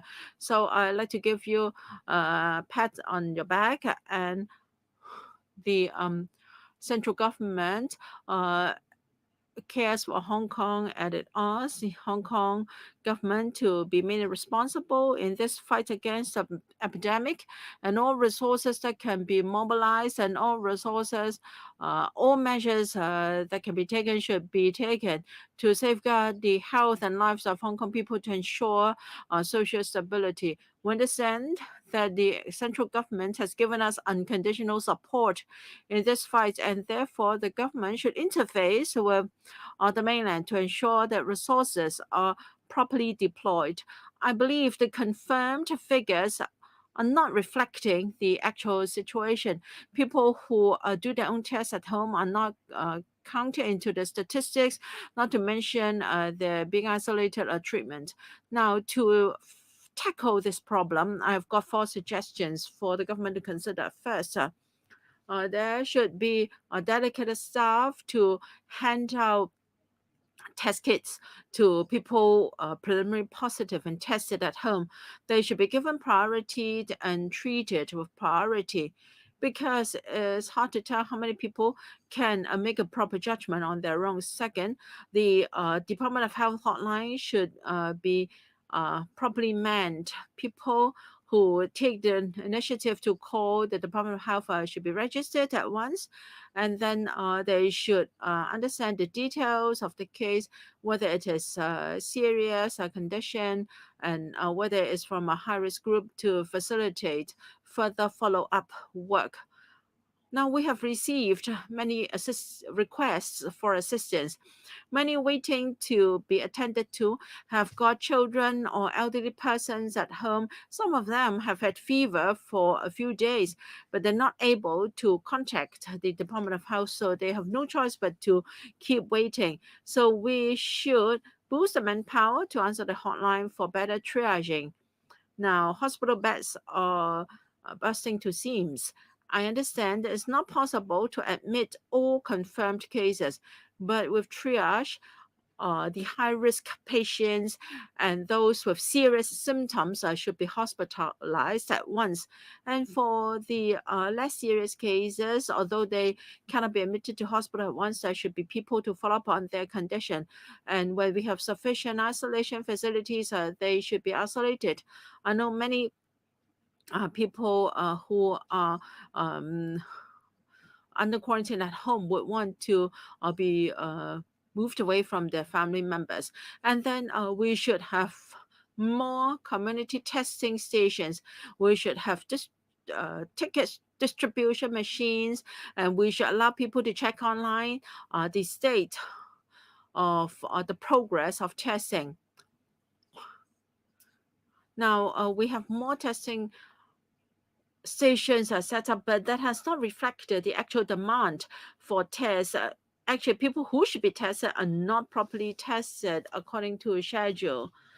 Now, the Huoyan laboratory is set up with the heightened testing capacity. We should test everyone who is voluntary to get tested.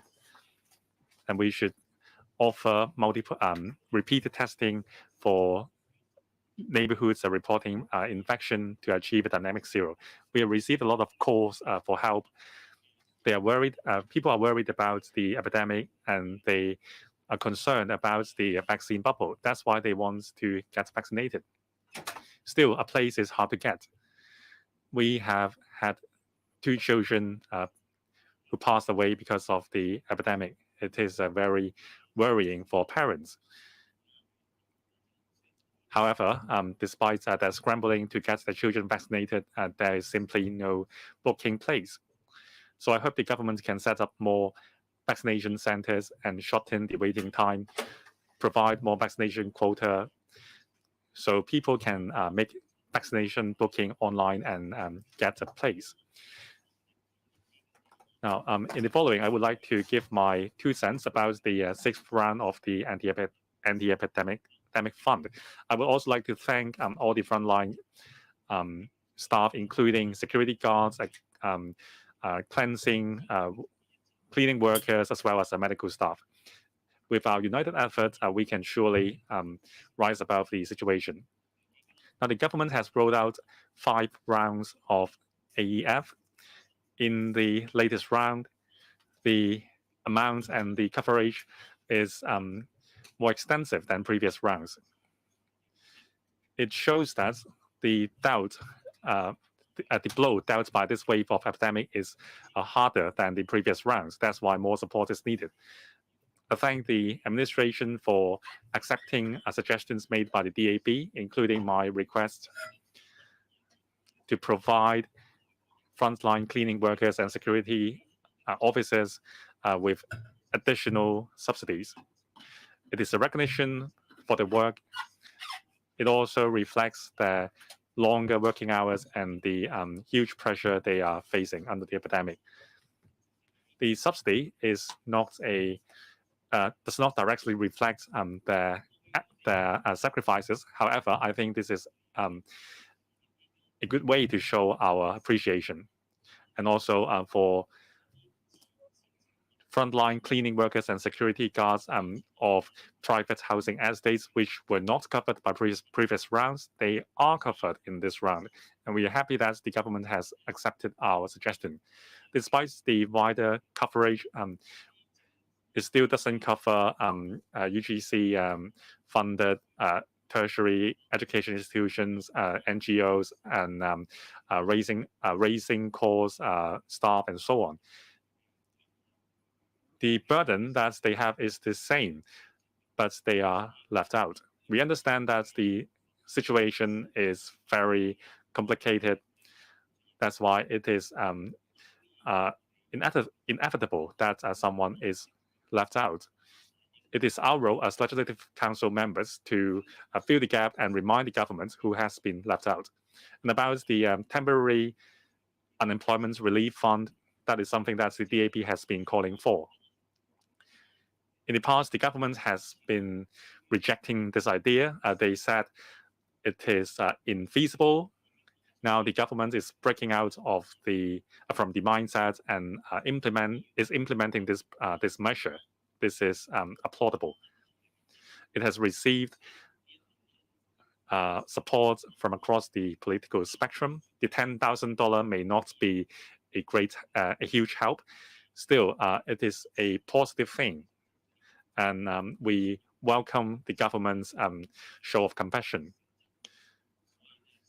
It really throws a lifeline to people. So it is very important to disperse the fund promptly. Now the government said the fund would be dispersed in March or April. I think the government should compress the timetable to offer help more promptly. In the Finance Committee's meeting, I thank the administration for giving me the reply that the government would do it as soon as possible, and not a day later. I appreciate the reply. Now, sometimes the measures are too slow to help. Still, I have heard a lot of good things from the public in relation to the Secretary's reply. So I hope the government can offer prompt, swift help to people unemployed. The pandemic situation has been over our head for a long time. We have come to the sixth round of AEF. No system is perfect, so it is the important thing is we have to plug the gap. Finally, I thank the government for leading us to do what's said in the theme today that is emerging from the epidemic. Thank you. I shall submit. Professor Nelson Lam. Thank you, Madam Deputy. Today, President Xi Jinping has offered the latest direction concerning Hong Kong situation. He is highly concerned about our situation, and he offers heartfelt regards and concerns for our situation. I truly thank the country for its care for Hong Kong. Now, recently, members have been putting forward urgent questions to discuss the matter. We share the same goal, that is to make Hong Kong's anti-epidemic work more down-to-earth and more adequate and efficient. Now, this is the top priority right now. Madam Deputy, I would like to thank the frontline medical staff. We are recording record high cases every day. According to the news, we are going to have 4,200 new cases today. There is a serious shortage of frontline medical staff. Still, the medical staff are remaining steadfast. Some even got infected. Yesterday, the number of medical officers are infected reached 100. It is worrying, and it threatens the stability of our healthcare system. On behalf of Hong Kong people, I would like to thank every medical officer in Hong Kong. I hope all healthcare workers who were infected will recover soon and join the fight again. Now, it is very touching that we see people's compassion during the fight. People are showing the Lion Rock's spirit. volunteer groups, community organizations, townsmanship organization, and people from different political parties are offering help in terms of money or other kinds of help to alleviate the situation. So like presidency has said, we should mobilize all available resources and take all necessary measures to fight the epidemic. The government can take initiative to mobilize forces from the community, including civil service force or even those civil servants working at home, community organizations, and other volunteers. With the government steering, they can join the fight at the front line or offer other kinds of help. Now we are seeing exponential increase in number of cases. According to the University of Hong Kong, by the end of March, we will have 28,000 new patients every day. Before we see this tsunami figure, I think we have to adjust our mindset and maintain the resolution. We have to perform community-wide testing. Now we have the Stay Home Safe program. Confirmed patients are staying at home. Homes are very small in Hong Kong, and inevitably family members will get infected. During the stay at home, we have patients living with 3 or 4 family members together, and the number is bound to rise. We see families with infected members facing a shortage of daily supplies. Even if everyone is exercising self-discipline and stay at home, they may still get infected. And then when they are infected, they don't get the help they deserve. It is very heart-wrenching. One of the reasons why this wave is so bad is that Omicron strains patients do not have symptoms.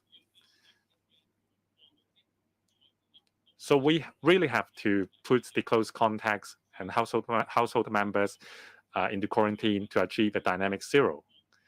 Now the government is offering antigen rapid test kits to people, but the accuracy is lower. People who have to work may deliberately conceal their positive results. According to the mainland's experience, launching universal testing is the most effective way to cut the transmission chain. I urge the governments to call for help from the central governments to engage in universal community testing in Hong Kong so that virus will not enter the community. I understand that the Huoyan laboratory at Ma On Shan was commissioned yesterday. Still, it only helps to speed up the testing results by 1 day. Even if we ramp up the testing capacity to 300 or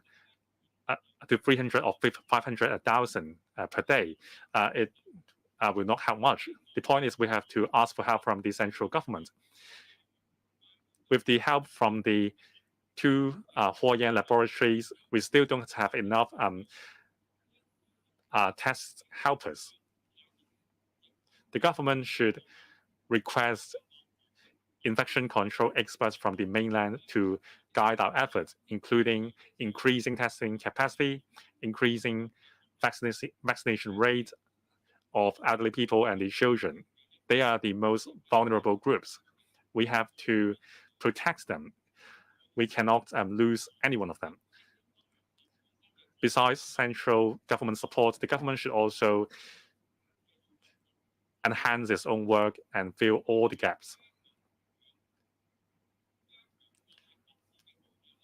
For example, ensuring the supply of anti-epidemic supplies, enhancing publicity, identifying sites like vacant schools, religious premises, and so on, and implement real name registration for Leave Home Safe and combine the app with Octopus cards and so on, so as to enhance the tracing method and invoke the emergency law if necessary emergency regulation if necessary to mandate foreign domestic helpers to stay home.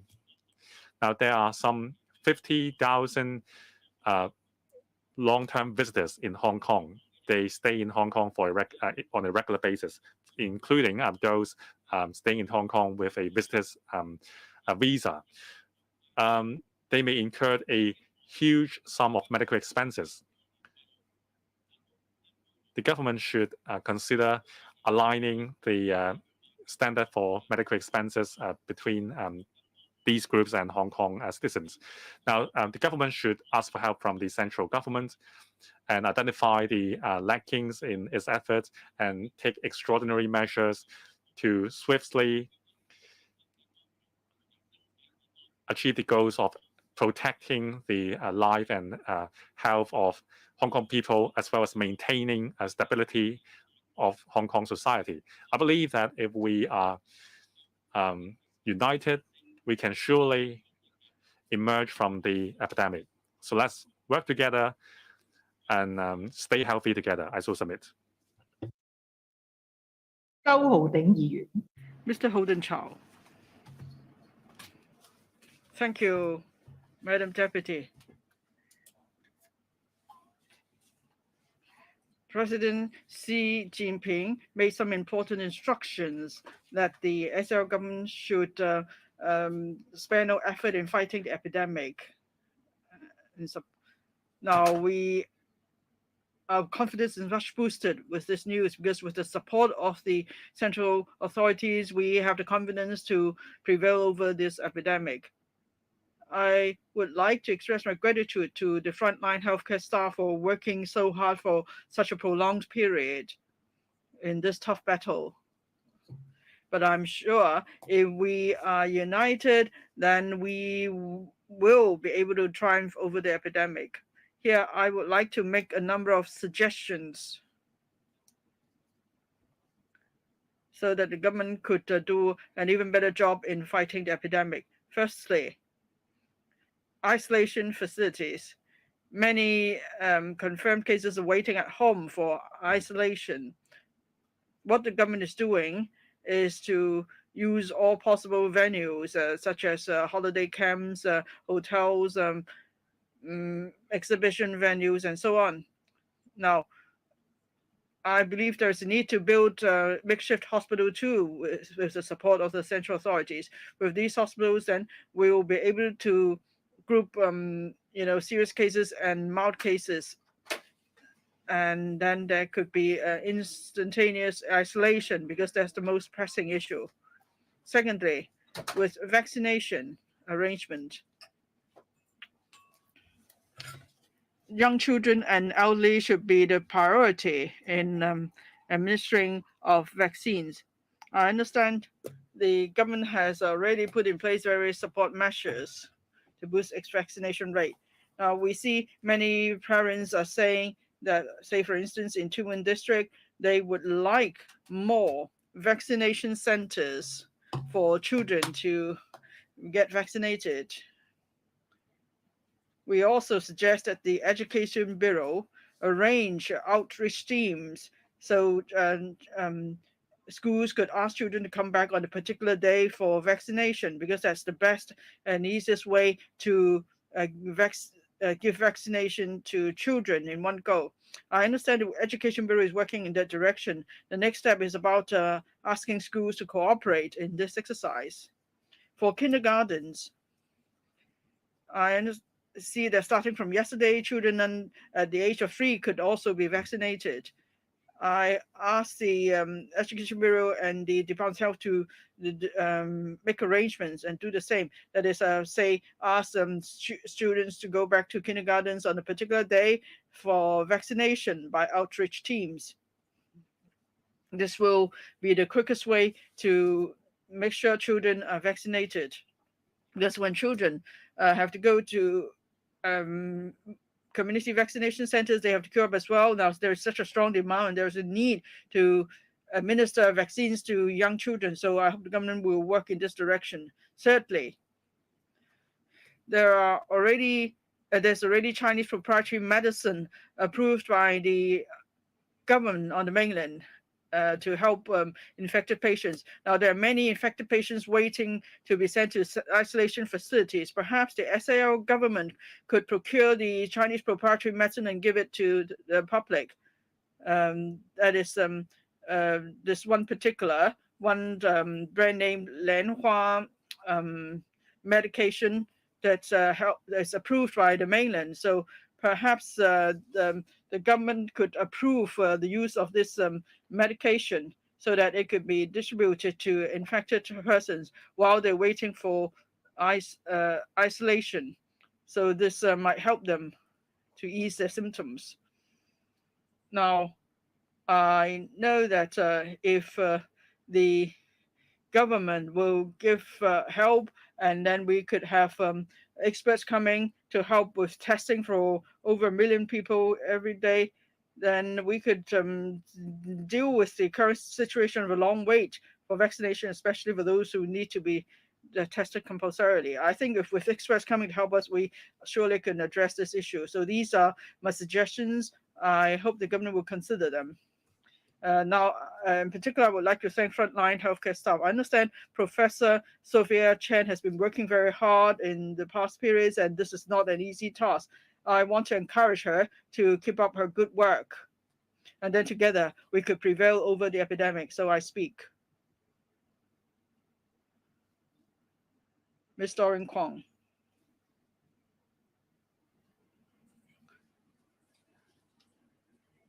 Madam Deputy, first, I would like to express my heartfelt gratitude to the nation for giving us emergency support and supplies that will certainly help us in our fight against the epidemic, and it helps to also give confidence to the people of Hong Kong. I hope the SL government will consider all the resources we have and examine what we have, and also examine our measures so that we could put the epidemic under control soon. I would also like to take this opportunity to thank all the healthcare workers and all frontline workers for their hard work in the past 2 years. Chinese funded organizations and many other bodies have been organizing volunteer teams to help out everybody. So now, I'd like to share with you an observation. In the past 2 years, where with every wave of epidemic, the government would host press briefings every day to give out information on such information. I think we don't just look at the quantity, but also the quality. Now, the government only provides some total case numbers, but perhaps if the government could provide more data, then there's no need to hold daily press briefings. The government could also give analysis for different districts and for different age groups, so it could then respond in a timely manner and come up with various measures. Now, the government could also receive useful information with such analysis. There is no need for people to be spreading words via on the phone, and that causes unnecessary concern. Now, the government could provide a daily update and analysis of data. For example, the number of new confirmed cases and suspected cases, number of patients hospitalized, and also the number of people receiving vaccines and the versus hospitalizations. We know about the effectiveness of those who've received vaccines who need to be hospitalized. And then we also need figures on those in ICUs, serious condition, and so on. We also need data on recovered cases and death cases. The government could update the figures every day. We don't just need the cumulative figures, because we want to be able to learn about the latest trend. For example, some governments, like those in Singapore and New Zealand, they provide a website to update information every day. They also give analysis every day. They group cases by age, district, and so on. And then they also give 24 hours update of sources of infection and so on. Now, with the fight of epidemic, it is important that we have scientific data, and we don't just want to look at figures. We want to see what's behind the figures. That is, there is need for precise analysis. Now, if we have an effective anti-epidemic system, we want that and want the cooperation of the public, we need to have precise and timely data analysis. Now, of course, we cannot avoid infection, but then we could avoid a possible risks or a negative impact. Now, the fifth wave has really dealt a severe blow to businesses, in particular SMEs. I hope the government will listen to the views of the public and learn about their problems. We need to use strong and targeted measures to address the pressing concerns of the public. Thank you. Mr. Jeffrey Lam. Thank you, Madam Deputy.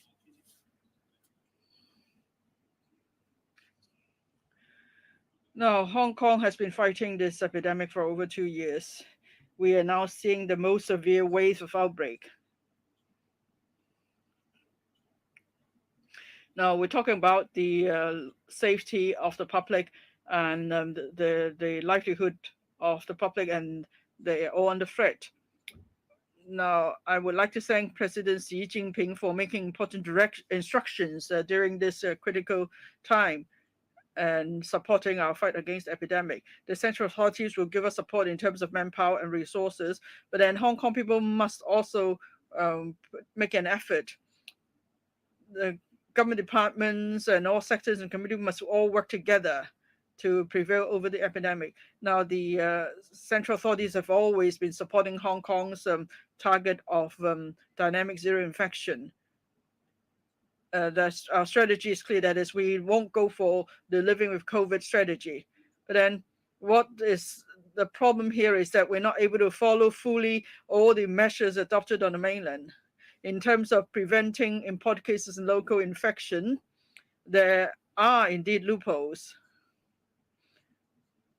We're not able to preempt situation. Very often we would only respond to situation, and we wouldn't be able to foretell any problems. Of course, now there's been much improvement. Now the fifth wave hit us all at a sudden, but because we've done a good job in but because we've not done enough to prevent imported cases, that's why the Omicron variant strain has entered our community.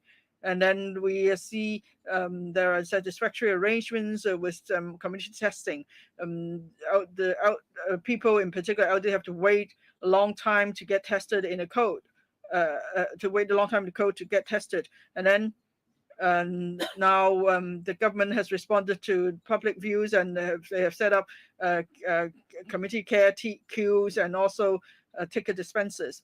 At the same time, we should take advantage of the testing capacity of the mainland so that we could boost our own testing capacity to 1 million tests per day. Now, I would like to thank all those fighting the epidemic, in particular the health frontline workers. With this outbreak, of course, that's brought our attention to our testing capacity and also the healthcare system's capacity. Now we're going to see a record high of confirmed cases today. Many also expressed concern about home isolation. The safe home, there is this scheme, home isolation scheme. I know many sectors support that. I know many quarantine hotels have been turned into isolation facilities. Perhaps we could do better on two fronts. One, if, say, someone tested positive, the government should go one step further in sending out SMS messages. That is, they tell people when they will be contacted by government staff, because people would be at loss after receiving notice of a positive test. They don't know what to do. So I think it's important that you tell them when they will be contacted. Second point, with the safe home scheme, people have with home isolation, people have to wear electronic wristband, and then there should be more stringent measures. Family members living in the same household should not be allowed to leave the units. But of course, then there's a question of providing them with meals and daily necessities. The government should come up with a new mindset. The government needs to think out of the box to solve the problems. I'm sure the business sector will be prepared to help here. And then in terms of dissemination and information, the government needs to make improvement too. I see that the Director of Information Services post has been vacant for some time. There's someone acting in the post, and it is not really desirable as we try to fight this epidemic. For example, at 3:30 p.m. on the 8th of February, the Chief Executive announced a series of stringent anti-epidemic measures. But the details of the measures are only released in a press release after midnight. So in the process, there's been much misunderstanding. People became anxious, and people were worried when they might have to scan the Leave Home Safe before they could enter a shopping mall. So there was much confusion with the information spreading around. The government, I thank the police for making a clarification in a timely manner. So I think the government has to move swiftly. When there's any new measure, there should be, questions, frequently asked questions, so people know about the information. And of course, I have to be fair too. The government has made much improvement in disseminating information. One example is rumors about lockdown. First, Mr. Johnny, CS4A, said categorically there will be no lockdown in Hong Kong. And yesterday, the CE confirmed that this is of most importance to Hong Kong's status as a world financial center. There can be no room for ambiguity.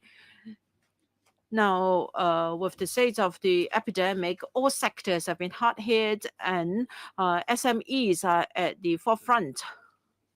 So we welcome the administration to launch various measures to continue to support our community so that we can rebound. I suggest that the government launch and enhance the ESS to provide wage subsidy for sectors hard hit by the epidemic, and the government should accept BPA's suggestion that $10,000 worth of consumption voucher should be given to celebrate the anniversary of the handover, and there should also be extension of the 100% loan guarantee scheme, and so that the community can be given the help they need most.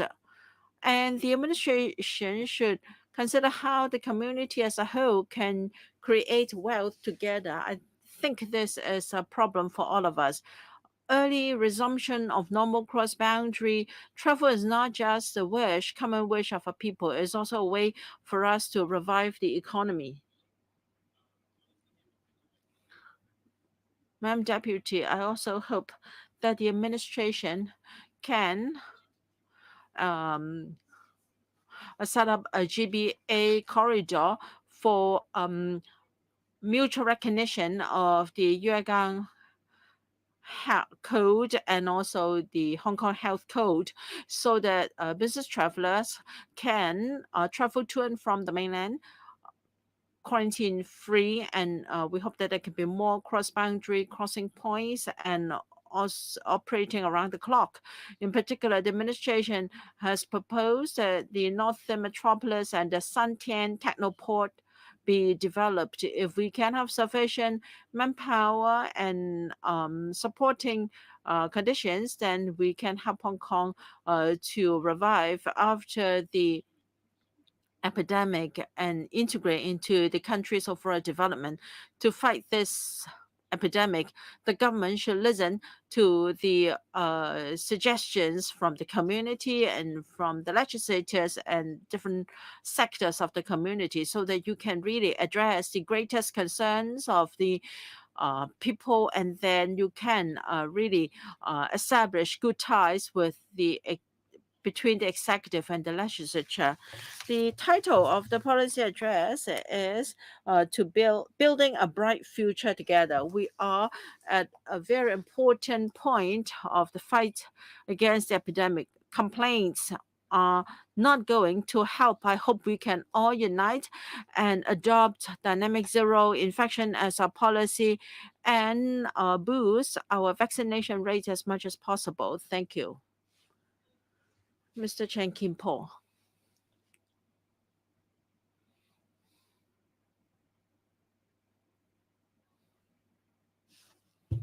陳健波議員。係得啦嚇。Mr. Chen Kim-po, am I coming through? Yes. Thank you, Madam Deputy.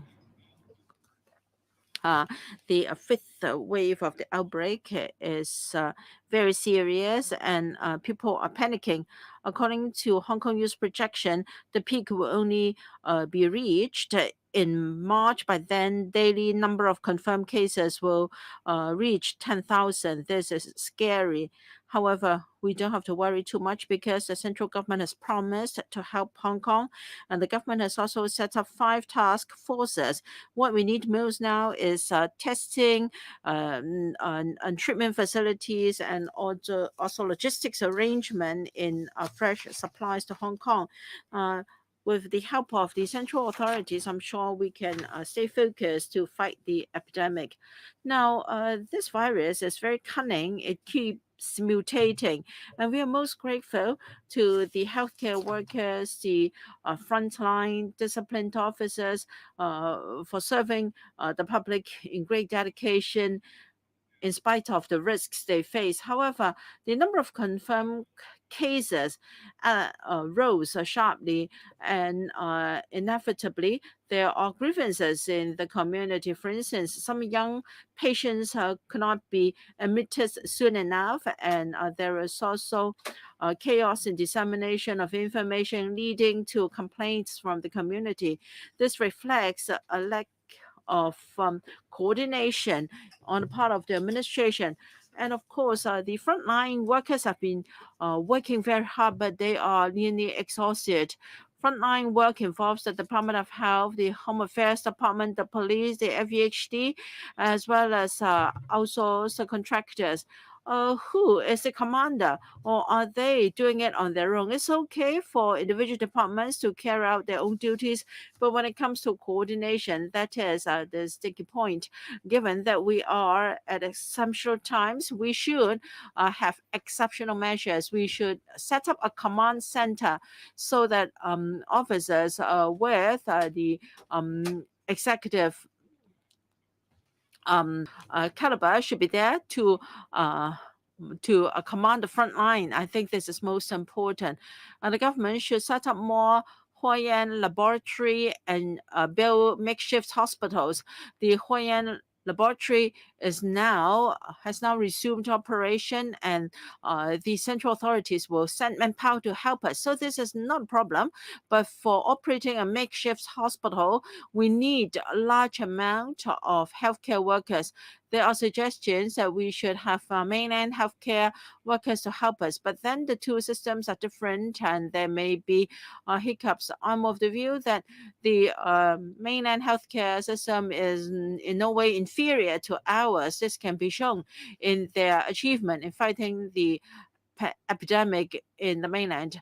To have sufficient manpower, we must allow mainland healthcare workers to help. And there is a suggestion that we should have a lockdown in Hong Kong. While we cannot rule out that possibility, right now we should keep up with our good work, because a lockdown inevitably will affect our economy and undermine our position as a world financial center, and hence the livelihood of our people.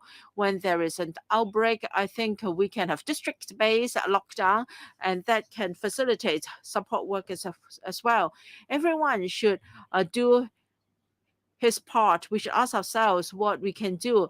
At the very least, we should be vaccinated. We should be tested. We should support the government work, and we should be understanding to the plight of our healthcare workers. When we stand united, I'm sure we can prevail over the disease.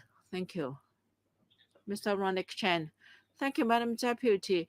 Well, the global epidemic has been raging for more than 2 years, and Delta and Omicron are two variants very active in the US and Western countries, and Hong Kong is no exception.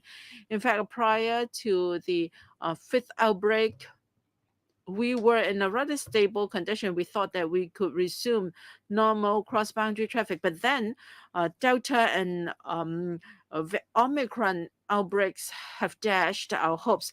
However, so long as we follow the instruction of President Xi, and if we mobilize all resources and take all available measures, then I'm sure with the commitment and the determination, we can help the whole community out of the plight. And in fact, members have been very cooperative in wearing face masks. I hope we can expedite the vaccination of elders and children. Schools and RCHs must help. Elderly persons are not too willing to take vaccination, while hospitals have made special arrangements, but it hinges upon the advice of doctors. If doctors are willing to advise, then I think it will have an impact on elders' wish to be vaccinated. Schools have a major influence on children. If they are supportive enough, I think children will be more willing to receive the jab. And then we should continue to improve our testing, vaccination, and treatment facilities. I went to Shenzhen to meet with Mr. Ha Baolong. When I came back, I had to take 6 tests, 2 in community testing centers, 4 in community mobile stations. Now, most community testing centers are in places like sports center. But then these places are usually rather crowded. So 1 or 2 people cough there, then it's awkward. We have football pitches. I think they can be used for vaccination centers, and we can also use them for proper social distancing. And we don't have any tracking function in the Reform Safe.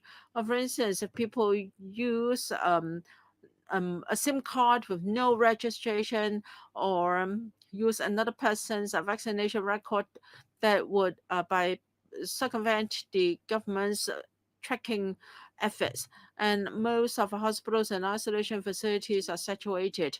While the government has just announced that thousands of rooms will be available from hotels, public housing estates, and even university student hostels. But I think we can look out for suitable facilities in each district, such as vacant school premises, so that members of the public do not have to travel to another district, that they can just be isolated near their homes. And I think Mr. Holden Chow has mentioned the use of Chinese medicine for treating COVID-19, and I have friends who use Chinese medicine to deal with their illness as well. I suggest that Chinese medicine be called in to help to shorten the stay in hospital, to lessen the burden on our hospitals. I'm most grateful to our healthcare workers. They are fighting day in, day out, and the central authorities have been very forthcoming in addressing our requests. However, the government should deploy civil servants to serve as volunteers to fight the epidemic. The fifth outbreak is a test to our capability. But then compared to Wuhan 2 years ago, which had little knowledge of the disease, we have got experience and knowledge. Wuhan was able to resume normal life within 72 days. I think we should be more confident in winning this war. There is no shortcut. The government has set up 5 task forces with mainland experts. I hope that we can very effectively and swiftly cut the transmission chains in Hong Kong, so that we can kick the disease out of Hong Kong. I will speak in other sessions on other areas of the PA. Thank you. Dr. Johnny Ng. Thank you, Madam Deputy. The fifth wave of outbreak is most serious and dealing a blow to our economy and people's livelihood. This session is about emerging from the epidemic. I think it is a most timely debate. In the past 2 years or so, we have been working very hard to fight the epidemic. I'm most grateful to healthcare workers for their efforts. Now, for this round of outbreak, to some extent, we are the victim of overlax infection control measures overseas. So we cannot lower our guards. Mr. Johnny just visited Shenzhen last Saturday, and there will be experts to help us, and there will be provision of our AT kits and also anti-epidemic supplies. This is most encouraging, and presidency just made a very important instruction today. At times of challenges, the central government will always be our strongest support. This is so reassuring. Still, we have got a number of thorny issues to resolve. The government has just proposed $27 billion in the sixth round of EPF to help 65,000 enterprises and 700,000 employees. Now, we must hold on to the dynamic zero infection policy to safeguard people's lives and health. We must publicize to the public clearly. We have to understand that we cannot live with the virus, so that at this stage, people can be committed to this dynamic zero infection policy. Otherwise, the price will be very heavy. Now, it comes down to all our efforts to boost the vaccination rate so that we will have the hope to achieve dynamic zero and revitalize our economy so that we don't always have to rely on the support from the government. Besides, the transmissibility of Omicron is very strong. We have a lot of invisible transmission chains in the community. We have to exhaust all measures. The simplest way is to learn from the mainland to stem down the transmission chains. I've written to the government to use a mixed testing method so as to boost our testing capacity, and also multiple major testing platforms should be developed for confirmation of results. And also the government should identify more venues for isolation and testing purposes besides the public housing estate, for public facilities which are not in use at the moment, for example, performing venues or so on. They should be used for such purposes. Recently, we have cross-boundary truck drivers infected. Delivery of fresh produce was interrupted and prices were driven up. Yesterday, I wrote the CE to the chief executive to make use of advanced technology to use drones to deliver essential resources. Without a pilot, these drones can drastically reduce the risk of infections. At this critical juncture, I hope the government can take the lead and unite everyone in Hong Kong to contribute in the efforts. I hope that we can contain the epidemic as soon as possible and resume cross-boundary travel and return life and economy to normalcy. Thank you. Mr. Winston Cheng. Thank you, Madam Deputy. Deputy, the fifth wave has spread. We are seeing more cases every day, some 1,000 cases every day. It is the most critical juncture. In face of the challenges, first, we have to be resolute. We cannot afford to surrender to the virus by adopting the coexist with virus strategy. It is about people's life. We don't want to see any more children or elderly people leave us because of the epidemic. We have to win this battle.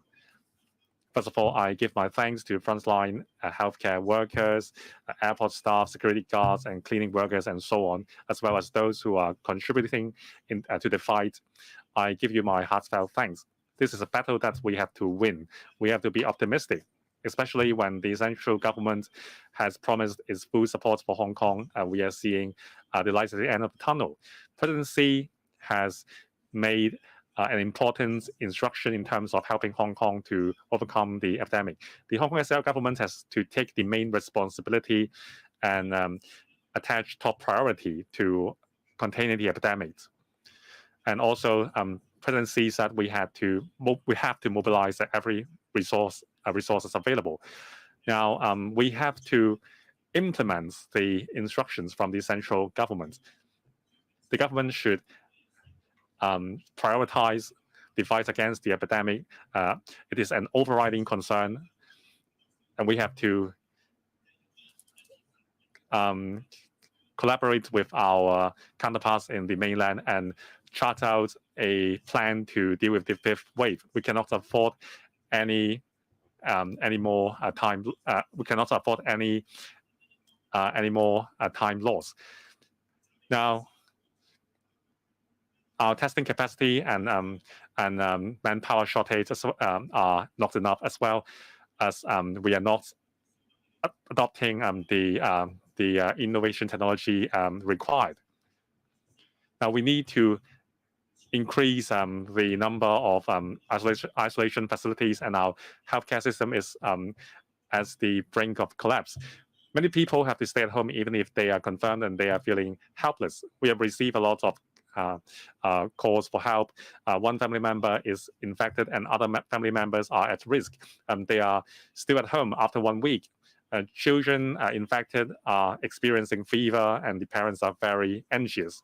Now, the HA has established a hotline and designated 7 clinics to support those who are still who are waiting to be admitted, but this is not enough.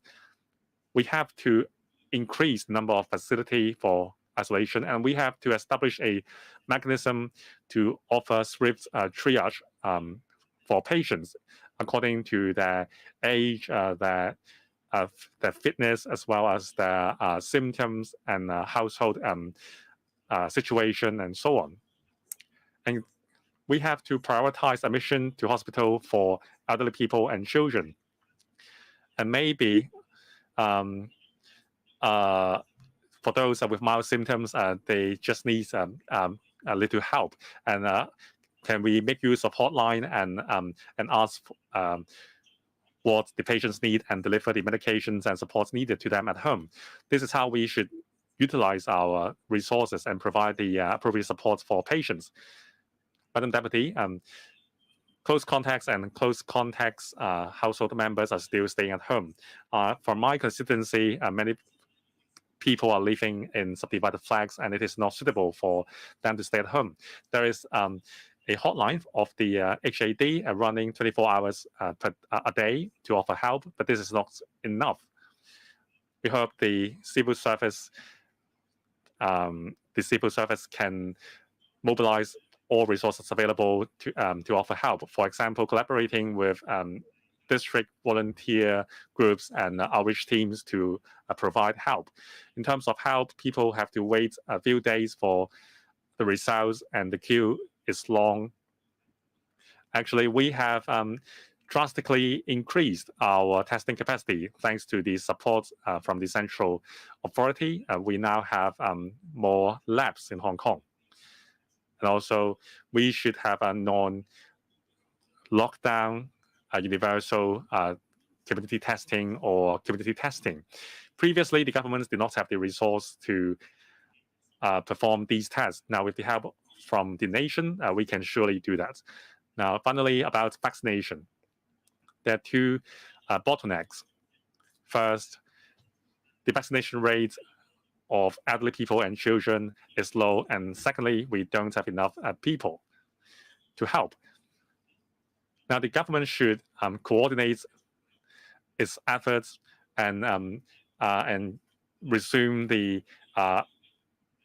vaccination at school for primary students by sending out outreaching teams. And also outreach teams should be sent to RCHAs, and also priority tickets should be offered to elderly people.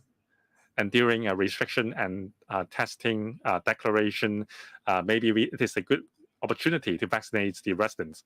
And also we should enlist the help of private doctors and private sector healthcare workers to help.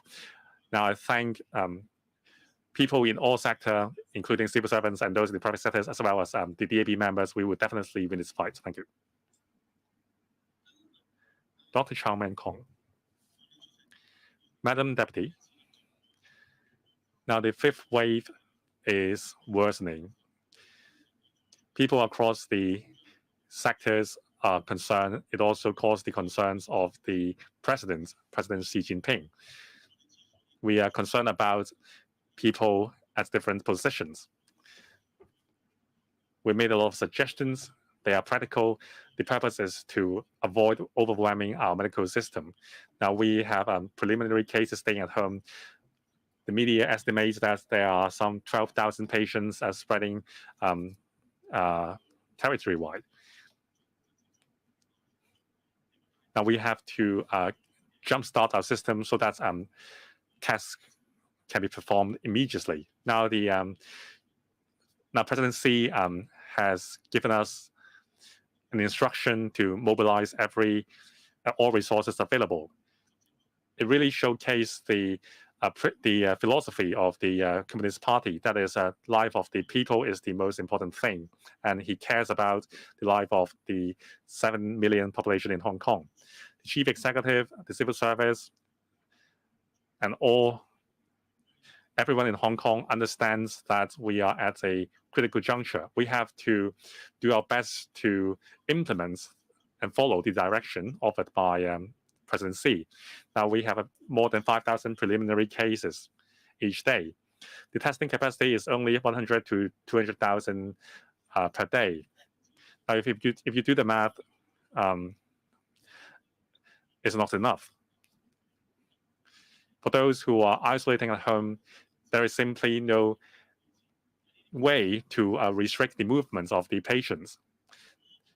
If you look at the number of confirmed cases every day, it has surpassed the number back in 2020 at Wuhan. People are scared.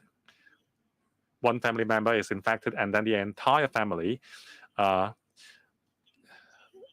will be infected. So how we can adhere to the instruction offered by President Xi and control the epidemic here? These are my suggestions. Many people said to me that we should cancel the work from home arrangements for the civil service. We should mobilize everyone in the civil service to help. Now we have 67,000 discipline service officers. We should think about mobilizing them to the front line. A lot of work has to be done. Universal community testing is imminent, and we have to restriction and testing operations, and we have to provide support for those caught in a lockdown. And also we have to exhaust every measure to boost the vaccination rate to better protect against complications or fatality. For those who are not admitted to hospitals, or we should at least help from private doctors as well as doctors from the mainland to support the patients. First, we should start with the private doctors. They can offer online consultation and triage, and then volunteer teams are formed by healthcare workers, and social workers can offer support. Patients confirmed should be removed from home as soon as possible. And we have to drastically enhance our testing and isolating capacity. Once cases are identified, we have to isolate them and treat them as soon as possible. At a local level, we should requisition all public housing estates. For example, those in Tuen Mun, there are some 9,000 units available. And also, the government is working with the hotel sectors to rent their rooms, and also cruises and holiday camps. We should build more makeshift isolation facilities like those in Penny's Bay and Huoshenshan. And also requisition public housing estates where residents have not moved in yet. We have to have these facilities. Otherwise, no matter how much you boost your testing capacities, you cannot remove the confirmed patients from their home.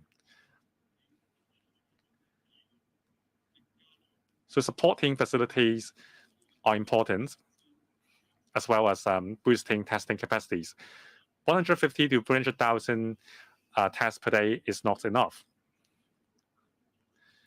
We should call for help from the Guangdong province to set up testing stations and mobile testing points across the territory. Now, with all these facilities, and after universal community testing is performed, we have to take a drastic measure. That is, depending on the seriousness of the epidemic,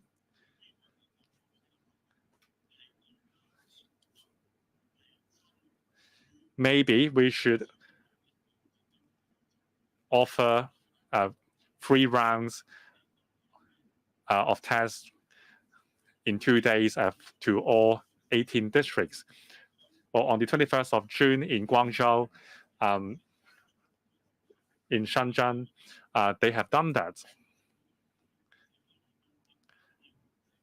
And all the volunteers, organizations, and social workers in Hong Kong should contribute in restriction and testing operations and support those who are in lockdown. On the early identification, isolation, and treatment principle, we have to adhere to this strategy so as to win the battle. And also, we have to ensure the daily supply of fresh vegetables. This is not something to be trivialized. This really affects the mood of women at home. They are the pillars of our families. Or maybe the THB or the Security Bureau can consider sea routes and ports to ramp up the delivery capacity of fresh produce. And also, we may consider deploying the high-speed rail to deliver supplies. This will surely help to calm the nerves of Hong Kongers. Now, we surely don't want to see another wave. The government has to be resolute and implement real name registration for Leave Home Safe app, as well as add the tracking function for Leave Home Safe and the Hong Kong Health Code to boost our tracking ability. Now, there are only 100 offices as the contact tracing office as the CHP. Or when we have hundreds of cases every day, they simply cannot catch up. Some Legislative Council members have suggested that we can learn from the mainland's health code and use this as a blueprint. Now, with the support of the central authorities and the various mainland departments and commissions, then we have to all be mobilized. That includes members of this council and everybody.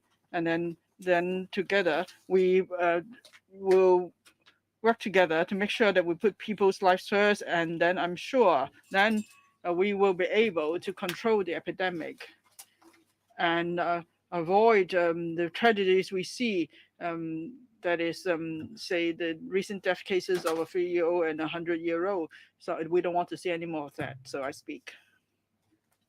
Mr. Chen Pui Lau.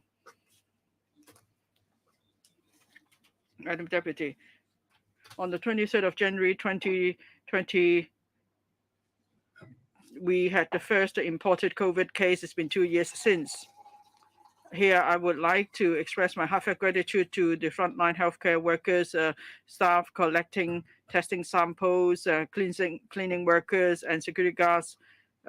I would like to thank them for their hard work and contribution to the fight against the epidemic. I would also like to thank the public for their understanding and patience in supporting the government's measures. I think the government should give proper commendation to all the frontline staff and keep up their morale. Now, we are in a severe epidemic now. Some time ago, there was a discussion or debate on whether we should go for dynamic zero infection or living with COVID. Now we can see that living COVID is not possible given the rate of transmission and the population of the disease and population density. We also have to consider the aging population and the capacity of our healthcare system. If we have too many cases, the healthcare system will collapse. Then the spread of the disease will spin out of control. So things have not been working well in the past few days. Infected persons cannot be hospitalized. They stay at home and infect their family members. As for elderly and young children with serious condition, some have lost their lives because of COVID. So in the past month or two, we are back to square one in our fight against epidemic. At this juncture, I would like to thank the central authorities for giving a hand again to Hong Kong. They are providing us with resources and manpower. Mainland has accrued a good body of experience. They may have sporadic infection cases, but then they would proceed to massive testing, and they are able to achieve zero infection again. This was achieved in big cities like Wuhan and other cities. So we should learn from the experience of the mainland in achieving zero infection. We could make the most of the resources provided by the mainland, and then we could put the epidemic under control. Now, many members have put with very constructive suggestions on fighting the epidemic. I'm not going to repeat those points. I'm sure with the support of the central authorities and with collaboration between experts on the mainland and Hong Kong, I'm sure we will be able to find the most effective solution to fight this epidemic. Now, I must stress that the governments also have forward planning. After the fifth wave of outbreak ends, the government must review all the loopholes in their effort against in fighting the epidemic. We should learn from experience. Now, under the policy of preventing imported cases and local cases, there is a need for early identification of cases so that we could act swiftly. And at the same time, there has to be effective treatment. And then there won't be transmission in the community. From our experience in fighting the virus in the past 2 years, we could see that there were various plans in place to cope with various situations. But then, with the fifth wave of outbreak, it started with a loophole in about air cargo crew members. Now the whole society has to pay a heavy price. So that means with the prevention of imported cases, we have not done a good job. Now, and also there are other loopholes. For example, the Leave Home Safe app does not have a real name registration system, and we're not making the most of technology and big data in tracing close contact. The government has to come up with a real name tracking system as soon as possible. While we need to mend the fences, it's never too late. And if we do not plug the known loopholes, then if we then even if the fifth wave of outbreak comes to an end, we can't guarantee there won't be a sixth wave or seventh wave. The Israel government has to follow the instructions of President Xi Jinping. we should make fighting the epidemic our very top priority, and then everyone must set aside the differences and work together. Everyone, every stakeholder must continue to work in their own position and help in the fight against the virus. So I speak. Mr. Dennis Lau. Thank you, Madam Deputy. First, I would like to thank all frontline workers fighting the epidemic. That includes civil servants, hospital authority, employees, all the voluntary groups, all frontline staff and technical staff. They deserve a tribute from the public for their contribution. There's this onslaught of the fifth wave of epidemic. After 4 waves of outbreak, we managed to come out of that. So this time, as long as we stand united and as long as we mobilize all necessary resources, we are able to bring this fifth wave to an end. The FTU has made an appeal on the 9th of February. We built a team of volunteers. Some 2,000 have joined us. So hopefully with this volunteer team, we're able to help the government with this manpower shortage. Civil servants also have various labor unions and associations. They all support the work of the government in fighting the epidemic, and they could all play a role. The government must not overlook the capacity. Civil servants are well trained. They have strong team spirit and teamwork. So in this emergency, they will work far more effectively than other groups. And then there are also fraternity groups and associations. They could also play a role here. You just need to make an appeal, and they will respond to that and chip in their effort.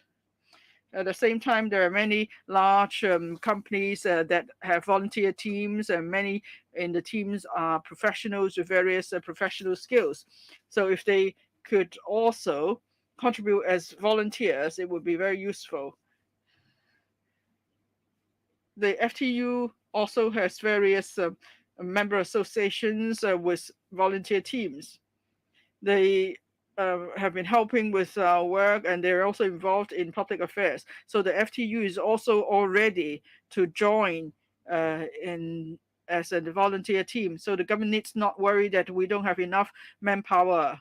As long as the government makes an appeal, I'm sure many group leaders will respond to that call, and their teams will join in the effort to fight the epidemic. It's not cowardly to ask for help. It's only those who are brave who would ask for help. Now, the government has tightened various social distancing measures. So as long as we have effective means to control the epidemic, then we'll be able to win in this battle, and that's the common wish of the people of Hong Kong. So with the support of the mainland authorities, the government should work with civil servants as well as voluntary groups in volunteer teams in the community. I also appeal to the government. Let's all support the government's work, and please join the FTU's volunteer team so we could work together to fight the fifth wave of epidemic. Thank you. Mr. Lee Chan Kang. Thank you, Madam Deputy. The Chief Executive mentioned that Chinese medicine will be a focus of development in the healthcare system. They will be building Chinese medicine hospital, and Chinese medicine development fund will be set up, and so on. I welcome all these measures. Now, apart from Western medicine practitioners, Chinese medicine practitioners could also contribute to this fight against the epidemic. Now, some mainland experts have pointed out that for patients with mild conditions staying at makeshift hospital, we can administer Chinese medicine, and that is effective in preventing mild cases from deteriorating into serious cases. Now, from a study, 90% of patients in Fangchang hospitals in Wuhan took Chinese medicine. Only 2 to 5% of the patient's condition deteriorated, which is far lower than the percentage of 7 and 13 from WHO data. Sorry, Mr. Lee, I think you have muted your microphone. Please unmute your microphone. Sorry, yes. So I would suggest that the SL government should include Chinese medicine in its overall scheme of things to fight the epidemic. It could also learn from the advanced experience of the mainland in using Chinese medicine to control the virus. So we could consider collaboration between Chinese medicine or using Chinese medicine alone. In fact, there's already special Chinese medicine service, say at the AWE treatment facilities and some of the clinics. Patients could join the Chinese program scheme for free. That will help to relieve their symptoms. Some 700 joined the schemes. And and then their condition did improve after the administration of Chinese medicine. But unfortunately, where the scheme only was just started and then the government ended it. But then these are extraordinary times. We need extraordinary measures. So I hope the government will learn from this successful experience. They should ask the mainland to help Hong Kong to set up healthcare facilities as well as treatment options of using Chinese medicine. They should bring in experts from the mainland. So together with the Chinese medicine practitioner sector in Hong Kong, they could come up with effective treatment solutions. The government should also mobilize its existing system and the capacity of the Chinese medicine practitioner sector. So together, they could deal with the surge in cases in the community. Now, for some suitable cases, say the asymptomatic patients or those with mild symptoms, then Chinese medicine could be used to treat them. So this is to offer another choice to the public. Because now there are many who are not able to seek treatment, so we could address that. At the same time, because there is the Western medicine sector is overburdened, so it could offer some relief too. Now, some confirmed cases have to stay at home for isolation. They don't get treatment. So with current technology, we could make use of smart treatment. So I would suggest remote diagnosis with Chinese medicine. And then for serious condition, there could be administration of both Western and Chinese medicine. And then there could be effective central delivery system. And then medication could be sent to patients staying in households, staying at home. And then they could receive some treatment while they are isolating at home. President Xi, in his recent instructions about on Hong Kong, gave us a big booster in this fight against the pandemic, and we begin to see hope in this fight against the pandemic. All civil servants and healthcare personnel and the discipline services should unite and stand in solidarity with the support and care of the mainland. I'm sure will triumph soon, very soon. Thank you. Mr. Lam Eng Kwong. Thank you, Madam Deputy. The fifth wave of outbreak is raging. We see an escalating number of confirmed cases day by day, and even children are being infected. This is tremendous pressure on already tight manpower resources in the healthcare sector. I'd like to take this opportunity to commend all healthcare workers, civil servants, and also discipline services and volunteers. My deepest respect. The latest number of confirmed cases today is said to be over 4,000. Some patients are waiting at home, and because of the crowded conditions in Hong Kong, that will lead to infections among the family. We must crack down on the transmission chains as soon as possible. With the support of the central governments, we can learn from the experience of Wuhan and follow the instruction of President Xi. We must earnestly take the main responsibility and make it the overriding priority to stabilize and control the epidemic as soon as possible. I have some suggestions for the government. We should increase a temporary isolation and treatment facilities at the start of the epidemic, there wasn't sufficient beds and doctors to relieve this pressure. Wuhan started triaging, and then there was public and private sector participation to admit patients, and makeshift hospitals were built to treat patients. At this critical juncture, the government should mobilize all possible resources and mobilize private hospitals.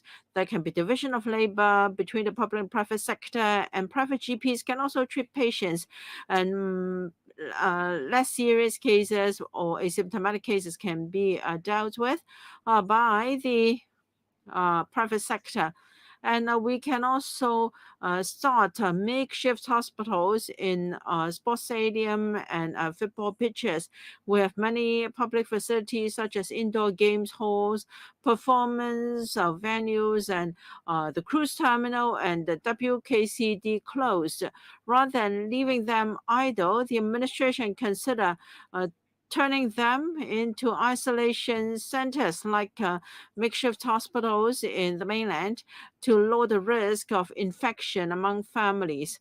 Now, I urge the administration to accept preliminary positive cases and allow them to report to the authorities online or by telephone so that the administration can have a better idea of the total number of confirmed cases in the community to take contingency measures. Whether the result is from an RAT kit or a nuclear exit test, confirmed cases can be arranged to be put under isolation as soon as possible. The central authorities and also cities and provinces on the mainland have been successful in having dynamic zero infection. This is because they have established a good structure in fighting the pandemic. Now, recently, we are short of testing samples, and we don't have enough RAT kits. As a result, people have been queuing up to buy them, and there are also speculation hoarding. Now patients are waiting to be admitted. All these demonstrate that in terms of decision making and coordination, there are shortcomings within the administration. I hope that the administration can set up an efficient, high-level commanding structure to lead government departments in this fight so that all policy bureaus, departments, hospital authority, and public and private organizations can be coordinated and mobilized to enhance our fight against the epidemic. And we should take all necessary measures to ensure the lives and health of Hong Kong people. The CS4A led a team to Shenzhen to put requests to the central authorities, and all requests have been accepted in principle by the central authorities. The next step is for the administration to consider how to streamline and rationalize the various arrangements to give effect to presidency's instruction, which demonstrates the central authorities' concern for Hong Kong.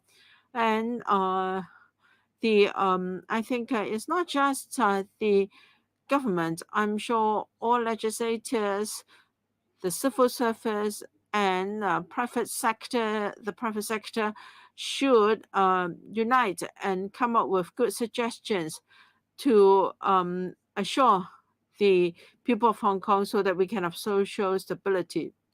We are in dire situation. I urge everyone to accept the government's appeal to be vaccinated as soon as possible, try to stay home, and reduce social gatherings. You should not lower your guards and add to the burden of our healthcare workers. With the government as our strong support, with the support of the whole nation, I'm sure we can emerge from the epidemic. Thank you. Dr. Wang Yuanshan. Madam Deputy, President Xi had made very important instructions to Hong Kong, and has said that we must mobilize all forces and resources and take all necessary measures to protect Hong Kong people's lives and health and to ensure Hong Kong's social stability. I'm sure that with the commitment on the part of the government, I'm sure we'll see a major improvement in terms of testing, isolation, and treatment for capabilities. With the staunch support of the government and support from everyone in the nation, I'm sure we will bear fruits very soon. The National Health Commission and Hong Kong SL government and also Guangdong province and Shenzhen municipal government have set up a coordinating mechanism to help stabilize the epidemic situation in Hong Kong. I urge the administration to do a proper coordination job under the current mechanism. We must have experts to interface with mainland experts to do a good job in prevention. And then the administration should have good high-level coordination, and we should mobilize all civil servants. The government should mobilize the whole community, encourage the private sector and the business sector to chip in and publicize and explain the policies to everyone so we can enhance the effectiveness of these measures so that we can have an all-out war against the war. Now, I have a few suggestions. Many vaccination centers, mainly for children, are fully booked. That is not desirable. There must be triage. There should be more private clinics to provide jabs to children and other designated groups. And we must, there is a greater and greater demand for RAT kits. It is difficult for members of the public to buy them, and they are not affordable. The government should stabilize the supply and prices of RAT kits and distribute already procured kits to people as soon as possible. The government should ensure treatment and capacity. We should use Chinese and Western medicine cooperation for treating of patients. The government should enhance the defense among the risky groups, and we must enhance vaccination rates for RCHs. Now, some other chronically ill patients cannot attend follow-up consultations because hospitals are just overwhelmed. So we can mobilize resources in the private sector and procure services from them. I understand that when a number of cases are rising, members of the public will panic and feel anxious, and different industries and sectors are also dealt a blow by the epidemic. I appeal to everyone to cooperate with the government. We should demonstrate solidarity and help to stabilize the epidemic. We are confident, I'm sure, that we can emerge from the epidemic and as soon as possible. Thank you. Mr. Jimmy, thank you. Madam Deputy, we've just had the Valentine's Day and also the Chinese Valentine's Day yesterday. As many people, as the traditional saying goes, the Chinese New Year period is only over when we've passed the 15th day of the new year. Now, this is not an easy year for everyone. We face the stiff challenges brought about by COVID-19, and so we cannot afford to lower our guards. We must stay vigilant and fight the epidemic together. Now, this motion is a motion of thanks for the CE's Policy Address 2021.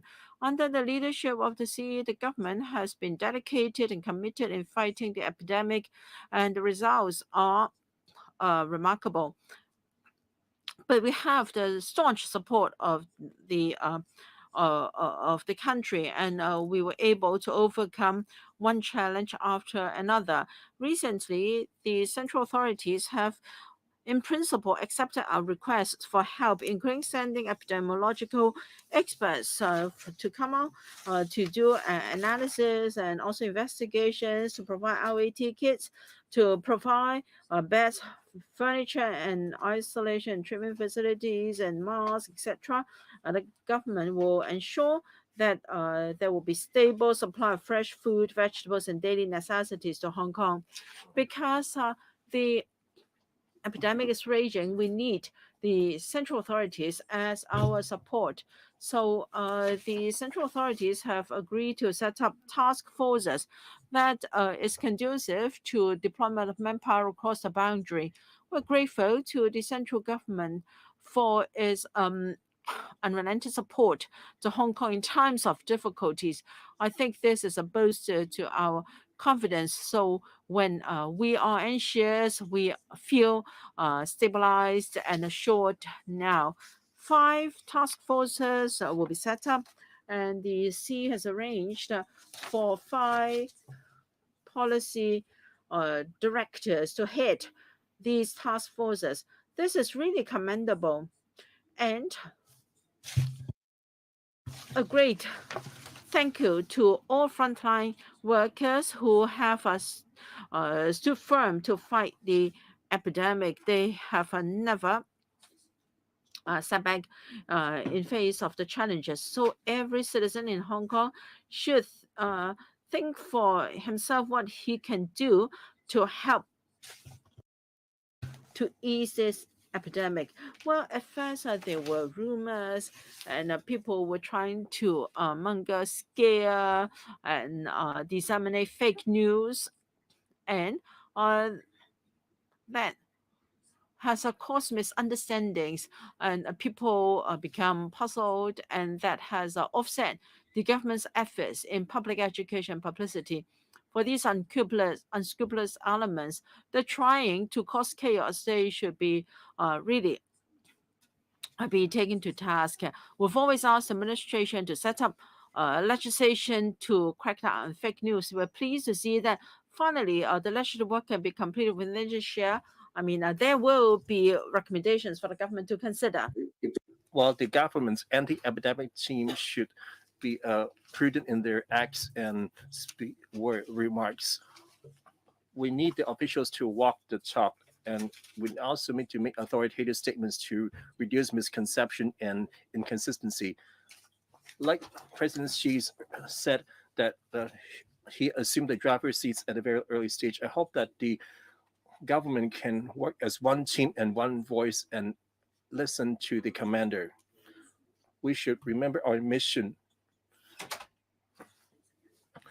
And well, as soon as the epidemic is in place, the end reopening of the border and any economic rejuvenation were all wishful thinking. That whole society is spending so much resources to achieve dynamic zero infection with the goal of eliminating the virus. As soon as the whole population can work with the government in a scientific manner, in not too distant future, we can defeat the virus. And instead of caring about the daily new cases and where with the lockdown or any new epidemic measures, for this motion of things, even though this debate is held on February 2022, we're actually debating the 2021 October policy address, which was 4 months away, which is a record in itself. On last year's PA debate on January, I described that the PA is well tortured, and this is no exception. In just 1 month or 22nd to improving the electoral system of Hong Kong and to the third reading, and last year we managed to return a new term of LegCo. This was just good news on a roll. This belated motion of thanks, not just a good news, but actually a good thing. This term LegCo has 90 members. We should take this opportunity to review the 5th policy address and strategize together for a better future. This motion of thanks carried the characteristics of being so close to the new budget by the financial secretary, a week away. Since the COVID-19 is still raging and all industries are in deep water. For the legislative members and the public, their focus was on all the relief measures. The budget should work in sync with the policy address, and the Chief Executive should direct the Financial Secretary to respond to public aspirations. We need to be precise in poverty alleviation, and for those industry in distress, we need to offer them timely relief. Hong Kong economic outlook's biggest uncertainty. If the fifth wave can control after 2 or 3 months, the local consumption and investment will be much cooled down. Therefore, me and the HKCMA hope that incoming budget can launch consumption voucher 2.0 and exploring targeted consumption vouchers to help specific industries. So long as the epidemic is still raging, all this are just vainful talk. We must put our hearts together to fight the epidemic. However, that doesn't mean that we should rest on our hands. Just talking about epidemic, but not talk about the future vision. And we have to be prepared for the economic rejuvenation. This policy address is far-reaching and aggressive. Not only offers solution to transport and housing issues, and as well as enhancing our international competitiveness and integrated our overall national overall development, which will help the Hong Kong to seize our advantages and open up new skies. This is the 25th anniversary of Hong Kong unification to China. Now that we are back on the right track of one country, two system, and society is back to peace and order, we need to restart. And this year policy address is stressed on the future and seizing opportunities, and come up with a series of solutions that can address deep-rooted problems and demonstrating the government perseverance. As the industry representative in electrical, I must express thanks to the government that the government will continue to work on the various production factors to promote reindustrialization, so that we can have a complete value chain and diversify our economy. After multi-years of lobbying, the government recently paid more focus to reindustrialization, demonstrating its potential. And all sectors are no longer unfamiliar with reindustrialization. At the start, there may be some misunderstanding, and eventually, we all get to know the essence of reindustrialization. Most importantly, there's actually a more favorable environment for this to happen. I can say reindustrialization, not only about the industrial sector, but also the top priority for the society. The CE also adopt our suggestions and plan to rename the ITB as Innovation Technology Industrialization Bureau and come to a plan for the second Advanced Manufacturing Center. Besides being the international ING hub under the 14th Five-Year Plan, and also we need to unleash advantages in manufacturing industries through innovation and research. At present, even though Hong Kong has a shortage of land and labor, in terms of research and innovation and creativity, Hong Kong is a leader in this front, especially in the Northern Metropolis strategy outlined in the PA. Not only can provide industrial land for the reindustrialization, and also help for the mutual collaboration of Hong Kong and Shenzhen in technology and in the economy, and help to turn Hong Kong into an international IT hub. Recently, to combat climate change to achieve carbon neutrality is a global common task. In this policy address, the CE stated that Hong Kong should try to achieve carbon neutrality by 2050 and try to enhance its interim goal, so that by 2030, our carbon emissions will be half of 2005 levels. And Mrs. Carrie Lam have chaired the steering committee on carbon emissions and decarbonization to supervise the industry actions. For industrialization, we should adopt a path of low carbon and green technology. Hope that the government take the lead to work with industry so that we can driven by the INT to lead to the transition to low carbon and embrace the new limestone and opportunities for industrialization. I support this motion of thanks. Mr. Benson Look.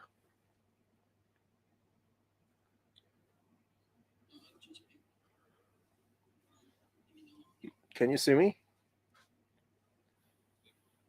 Please start. The fifth wave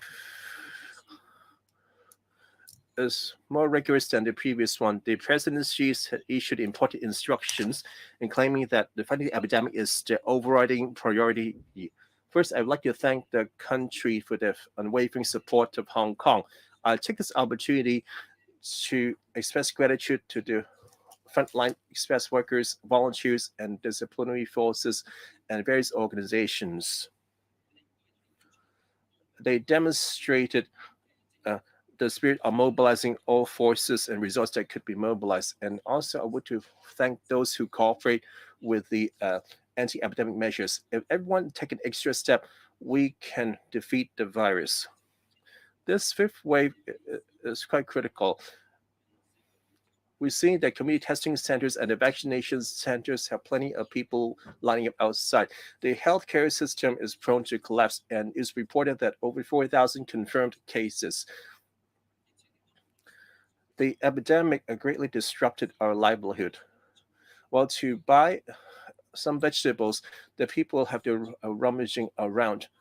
Well, there's hardly anything left on the supermarket shelves. At this crisis, we need to put the people first. And last week, the SL government met with the mainland officials for the thematic COVID-19 meeting and had the support of the mainland and the central government that will work to fight the epidemic and ensuring supplies to Hong Kong. Vegetables and fresh produce supplies are the cornerstone of livelihood. The central government's support can definitely help to stabilize our prices and thus our livelihood. Scientifically, the virus is evolving quickly, and public decision-making must be racing against the curve. We have to keep calm. This is now the war time, and we have to keep our cool. One to focus that the government must need to enhance their war fighting capability, and Hunter needs to resist those who attempt to disrupt. We need to stabilize the economy, and we need to give the public a correct understanding of our strategy before bringing the public on board to achieve dynamic zero cases. Some reticent people complain to me, why do you need to buy for supplies? They were afraid of the citywide lockdown. Well, for this kind of unverified rumors, the government should clarify it right away.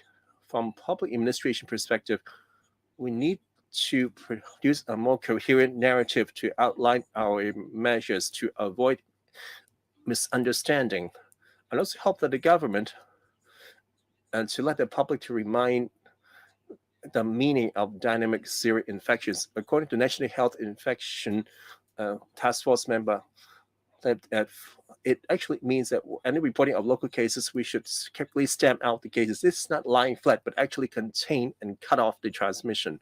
At the same time, we hope that the government can timely and dynamically to talk about the progress of the 5 task force just formed. I believe when the people can actually understand the goals and the objectives, implications of our strategy, they are willing to act in the government's interests. Another move I wish to mention, for example, to explain to the public, compared to the difference strategy in those with mild symptoms and those with severe symptoms. I agree with the HA to activate 7 dedicated clinics so that the mild cases to seek consultation. This can triage cases and reduce the pressure on the A&E departments. President, finally, I hope that the government can continue a better job cooperating with the mainland authorities and different sectors. I know that the government is working hard, for example, working with the business sector and different organizations and identify the suitable community treatment facilities and mobilize volunteers to enhance our capabilities. The BPA now engage in the business and the youth by sending the supplies to the families in need. And we hope that the government can quickly distribute the RET packs to every citizen so that they can feel that the government's effort in fighting the epidemic. With the strong backing and assistance of our country, we can have a stronger capability. We shouldn't be criticizing and whining to achieve dynamic zero infection to fight off the epidemic. I so submit. Mr. Chow Siu Chung.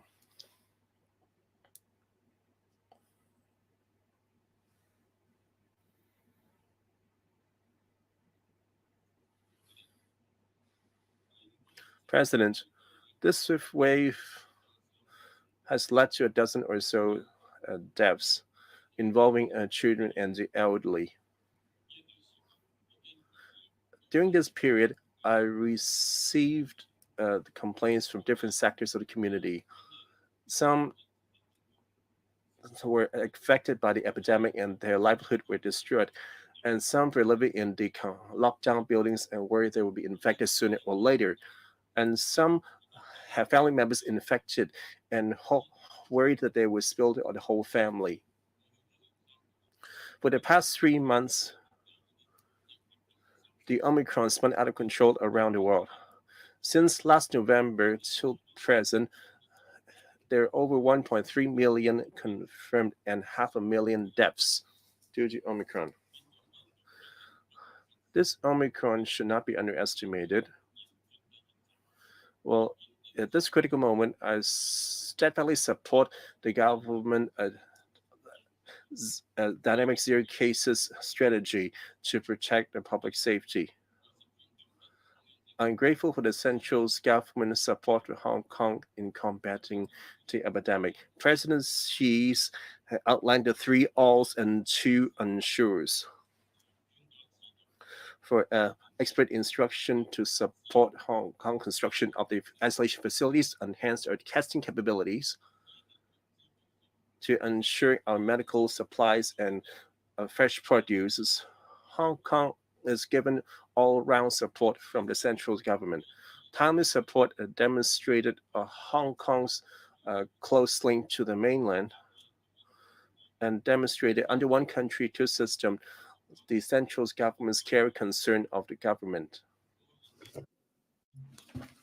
During the past 2 years, for those who are fighting at the front line, they've been working very hard to fight the pandemic, and their performance has been outstanding, including the healthcare professionals, the police, the ambulance team, the allied services, and also the testing staff. And also for those working at the front line to support the mandatory testing, I'd like to salute to them for their contribution. Yes, during the past 2 years, the administration's performance in fighting the pandemic has left something to be desired. Still, we should recognize the efforts that they have put in. And both myself and my friends from the trade union have been contacting our trade union members and also our friends in the community. I've been encouraging them that we should maintain our confidence and we should not lie flat. We should take the initiative to tie in with government's efforts in fighting the pandemic.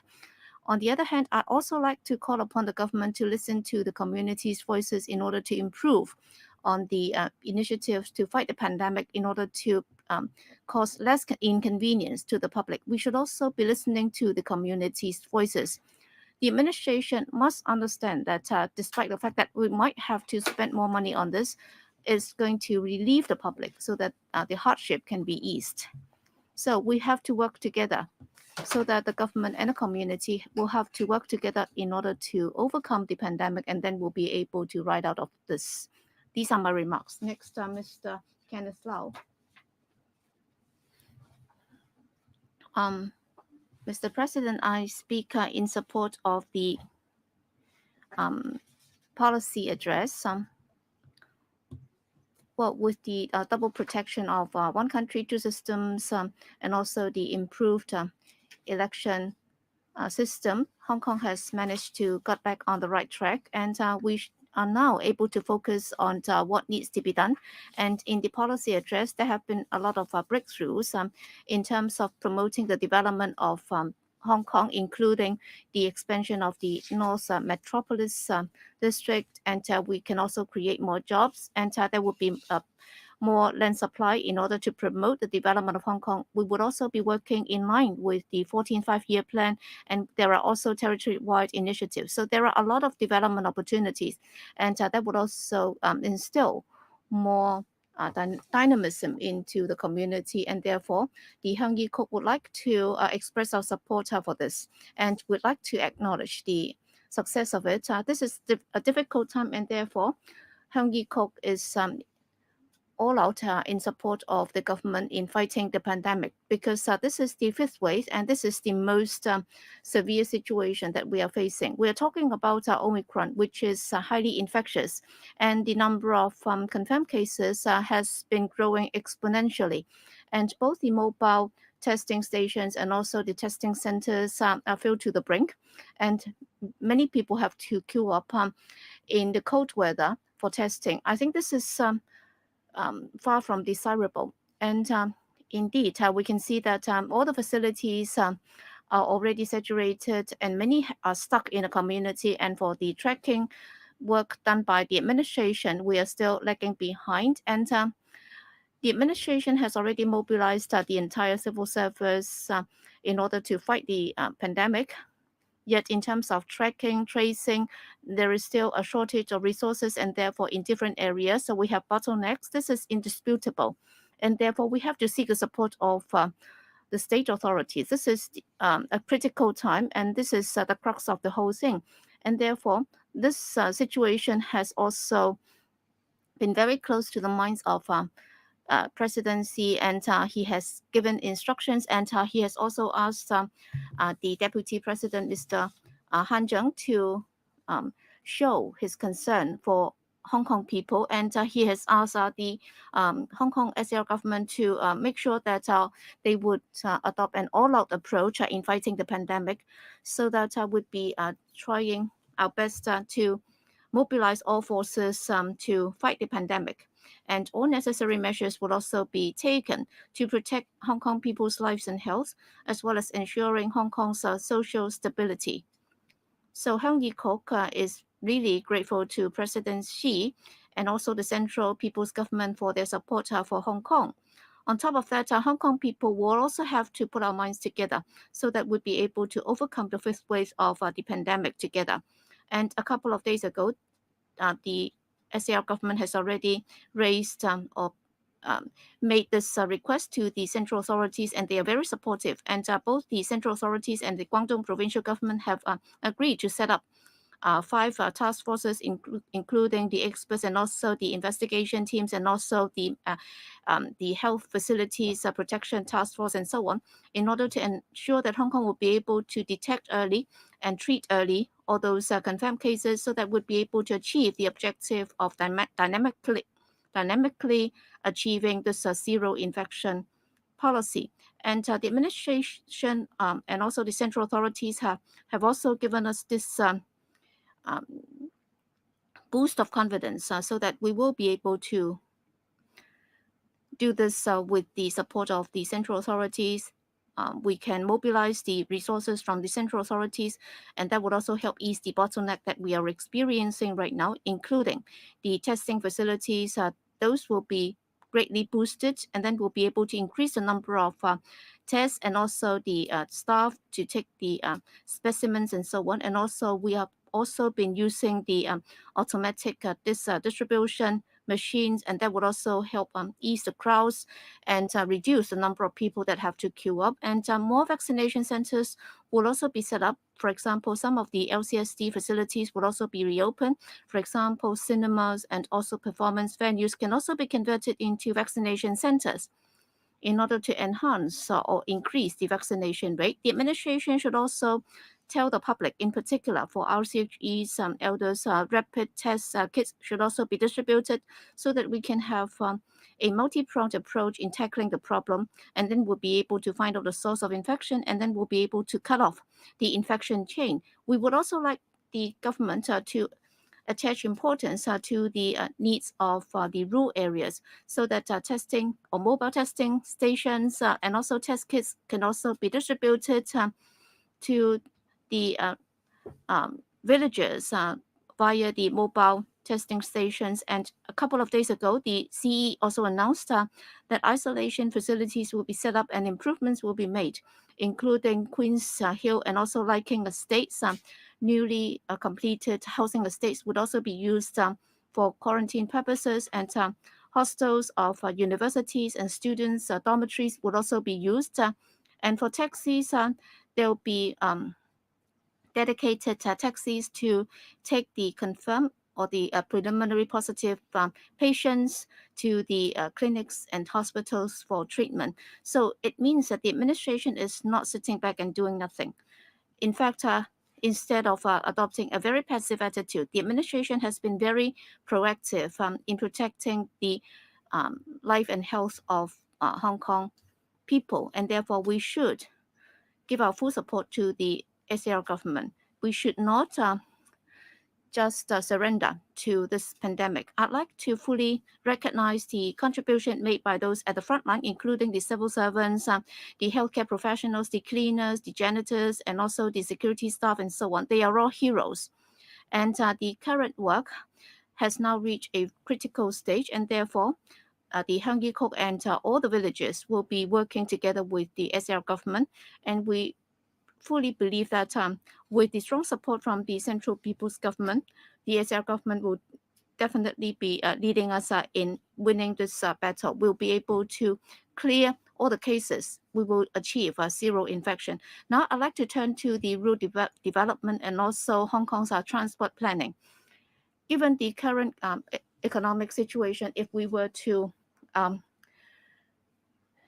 see the glory days again, then we will have to develop with GBA, and we will have to seize the opportunity. So the critical thing is about how we can expand the Northern Metropole's development, and therefore I believe that developing the northern part of the new territories in terms of land development and other developments, we need to have a very detailed population policy and also transport infrastructure and also the facilities that would be needed by an increased population.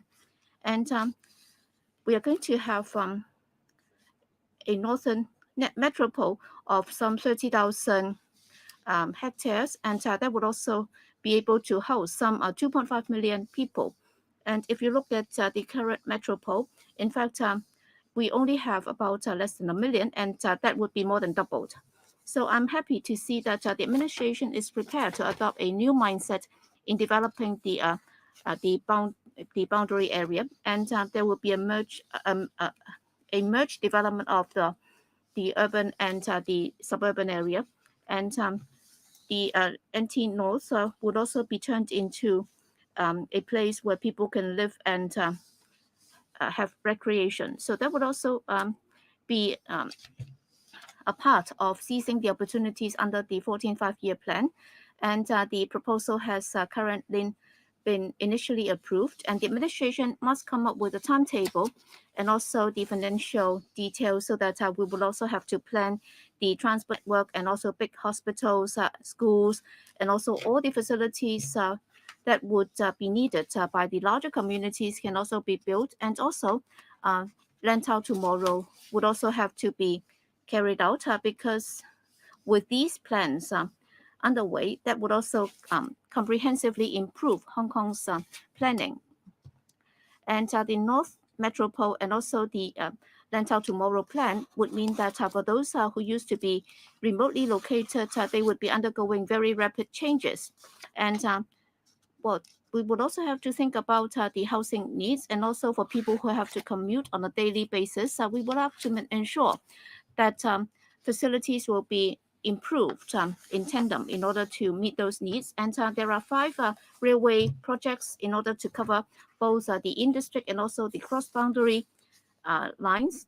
And that would also respond to the requests from the Heung Kok, so that the transport facilities will not be lagging behind other urban developments. And with these, that would also be part and parcel of the anti-northwest development, and we would also be able to see a rapid growth in the population. And with the infrastructure facilities commissioning, if they are not able to be commissioned in tandem, then that would greatly reduce the attractiveness of those projects. And there are some railway projects, whether it's the Express Rail or the South Hong Kong Island or South Island line, and also the Cross Harbour line of the East Rail, there have been prolonged delays, and therefore we will have to complete those projects as soon as possible. And if we were to take on new projects, it will be even more difficult. And therefore, I think we should adopt the approach that infrastructure should be in place before the intake of population, and therefore we would expect that by 2026, some of the Kutong station would be completed. So even if Kutong station can be commissioned in 2027, then during the first year of population intake, they will still have to rely heavily on existing road network. And then for the trunk road in Northern New Territories, for example, Tolo Harbour Highway is already very congested, and therefore residents have experienced a lot of difficulty when they go out. And therefore, in planning, we will have to adopt a macroscopic approach in conducting studies in order to help solve some of the root problems that the new territories have been experiencing. And we've been saying that for the Northern Link, that would also have to move southward so that it can become a north-south corridor that would help ease the pressure on NT Northwest, and also under the 2030 plus, the technology corridor and so on, and also the IT zone can also be further boosted, and a better synergy effect can also be achieved.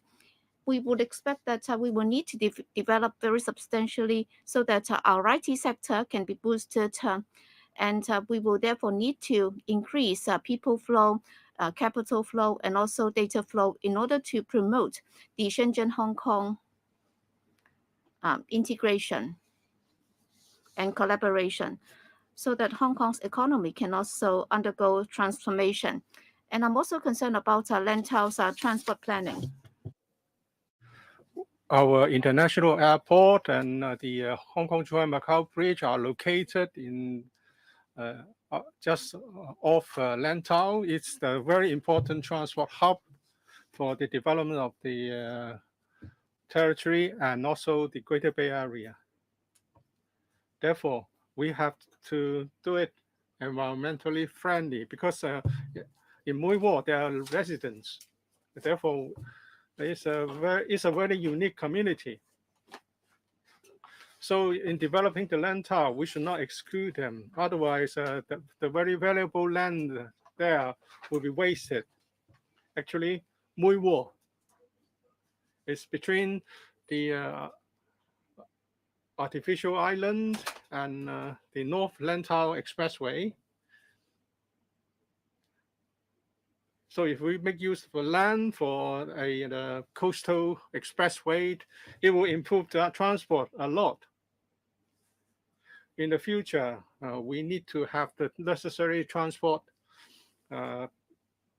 infrastructure to support the two DBAs, both in the north and in the south.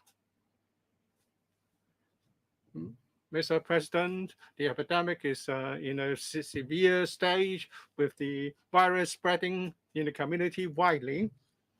And therefore, this is also a test on the governance capacity of the SAR government. But of course, I'm confident that we'll be able to emerge from the epidemic very soon with the capable leadership of the government and the country support. And we can fulfill our role in the development of the Greater Bay Area, and we would be able to live up to people's aspirations for a better Hong Kong.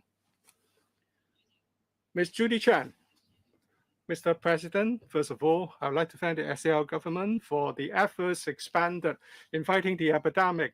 And I also want to thank every frontline workers of dealing with the epidemic for Hong Kong. Actually, we are in the 5th wave, which is the most severe wave of the epidemic. And the country and the central government has been paying close attention to what we are doing, and they are very supportive. But the first priority is to safeguard people's lives and maintain social stability. We must do our utmost to control the epidemic. This must be done at all costs. And our people have been fighting the epidemic together with the government. I hope the government would adopt a positive attitude and to do away with the bureaucratic view and is willing to take all necessary measures to think out of the box, mobilize all resources, and with the support of the central government, we can mobilize all social resources and dispel all the unnecessary rumors, and we can live up to the expectations and instructions given by the president of the country. Everyone should be vigilant and do our part. Therefore, I have a few suggestions to make, which are matters of concern to the general public. I hope the government would listen to me patiently. First, recently, we have seen many cases involving foreign domestic helpers and their employees and their family. And therefore, the health risks of the employers will be put at stake if a foreign domestic helper is confirmed with the infection. Therefore, everyone in the family must be vigilant.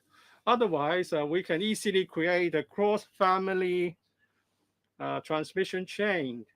But because our labor law, employer of foreign domestic helper cannot offer wages in lieu of statutory holidays. What they can do is to advise the domestic helper not to go to crowded places. But we see a lot of foreign domestic helper congregated in public places, and they would also eat and with their face masks done. And if they go to private premises such as hostels, they may have 10 to 20 domestic helpers there, and they will certainly not wear masks when they are on such premises. If there's one confirmed case there, this virus can easily be transmitted to others present and therefore to their family employers. I understand that the foreign domestic helper would like to enjoy the 1 day off, weekly day off, since they are working away from their home country, and it's not an easy job.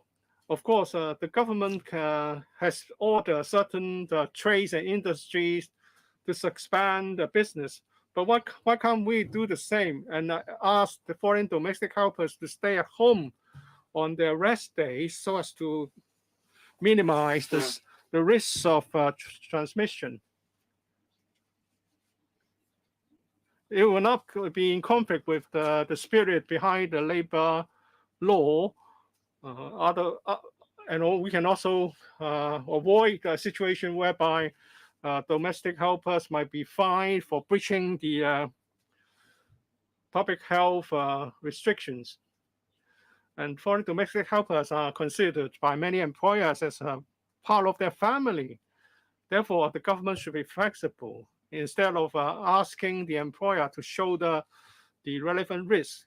The the employer has no power to ask their foreign domestic helper to act in certain way to reduce risk. So we must help the employer. The government must come forward to act. And also I want to talk about the vaccination bubble arrangement. I am all for it. I have been vaccinated. Many parents are concerned about the risk their children are facing, and they would certainly like their children to be vaccinated soon in order not to add to the burden of vaccinations centers. I would like to call upon the Education Bureau to use school premises while the classes are not conducted there, so that we can have more vaccination facilities for children and students to assure parents. Also, the government should help pregnant women and mother breastfeeding their babies. These women have special needs. They should be given special rights to decide whether they should be vaccinated or not.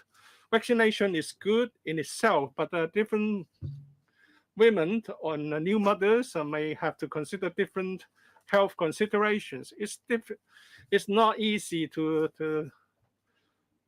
give birth and care for the babies.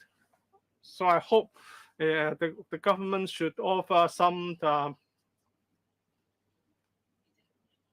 special consideration to these women, and they should be excluded from the mandatory requirements. And also, the law has been amended so that an employee who's been dismissed because of his unwillingness to get vaccinated would not be regarded as an illegal dismissal. I hope the same arrangement can be offered to pregnant women and new mothers.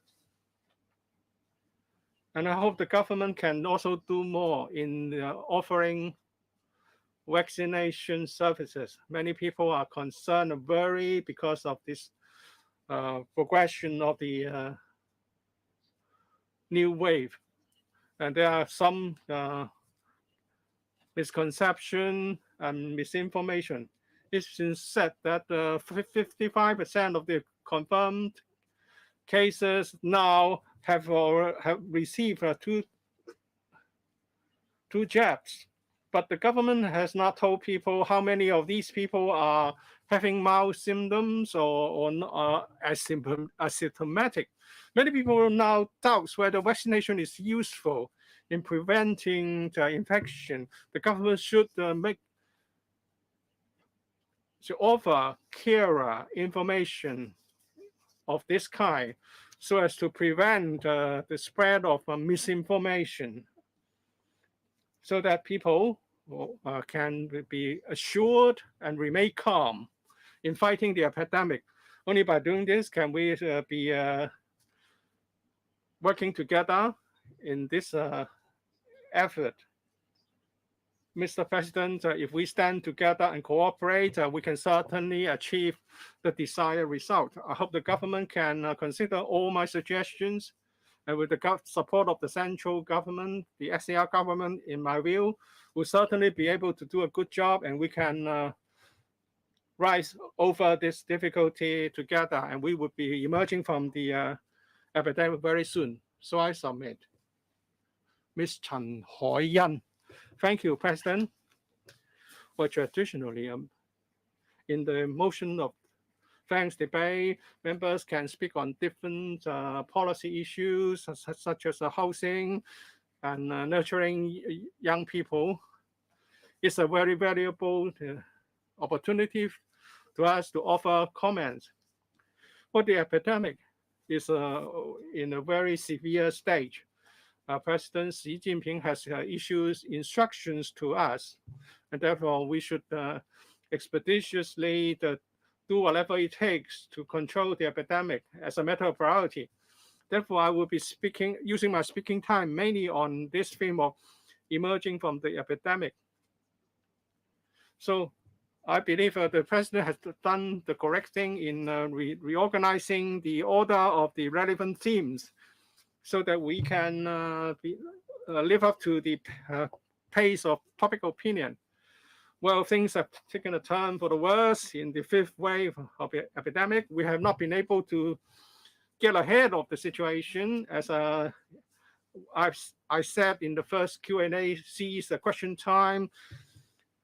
I said that there should be more community-wide tests because internationally, Omicron has caused a very serious wave of epidemic. Our policy should be progressive, and we should do something to prevent it instead of being reactive. So what can we do now? First, we need to be resolute and determined in achieving the goal we desire. We have to go for zero infection and dynamic clearance. Although this may not seem attainable now, but we must be determined. As long as we are determined and we work hard, we can certainly achieve it. So I would like to suggest some ways to go for early detection, early treatment, and early cure. Early detection will require testing. That is, in the past week, the testing facilities are overcrowded with people. With more and more people seeking testing, these facilities could not cope. And the Center for Health Protection has admitted that their testing capacity is now unable to cope with the work volume. And therefore, if the tests cannot be done in good time, it can be a risk. And also in the Ma On Shan Test Center has been commissioned, and we have been given additional manpower by the central government. How can we facilitate early detection through such additional facilities? I hope we can learn from the mainland and how they operate their testing facilities. The government should send people to different districts, to different buildings, and rank their risk so that low risk areas that you can test 5 samples or even 10 samples every time together. But of course, for higher risk districts, you have to test each and every sample separately. But for lower risk districts, we should make the best use of mixed sample testing so as to detect the transmission chains early, and only by doing this can we suppress the current wave. And also we have to go for early isolation and quarantine. Once the confirmed cases are detected, that they should be isolated and put under quarantine so that they will not infect other people. And now many families have to stay with their confirmed family members for a long time before they are removed to a quarantine center or to a treatment facility. And therefore, we should make use of hotels which can offer a lot of rooms for us. Hope that we can provide more than 10,000 hotel rooms. After securing the right hotels, we need to retrofit these hotel rooms, and then we need to prepare the list of quarantinees. I believe that the waiting list is very long for isolation facilities, which involve a lot of manpower. If necessary, I believe that me and my lecture colleagues are very happy to support this work and help to recruit volunteers to call these people about the arrangements. The government is short on manpower. The civic community can help in order to fight the epidemic. And thirdly, early diagnosis and early treatment. The serious bottleneck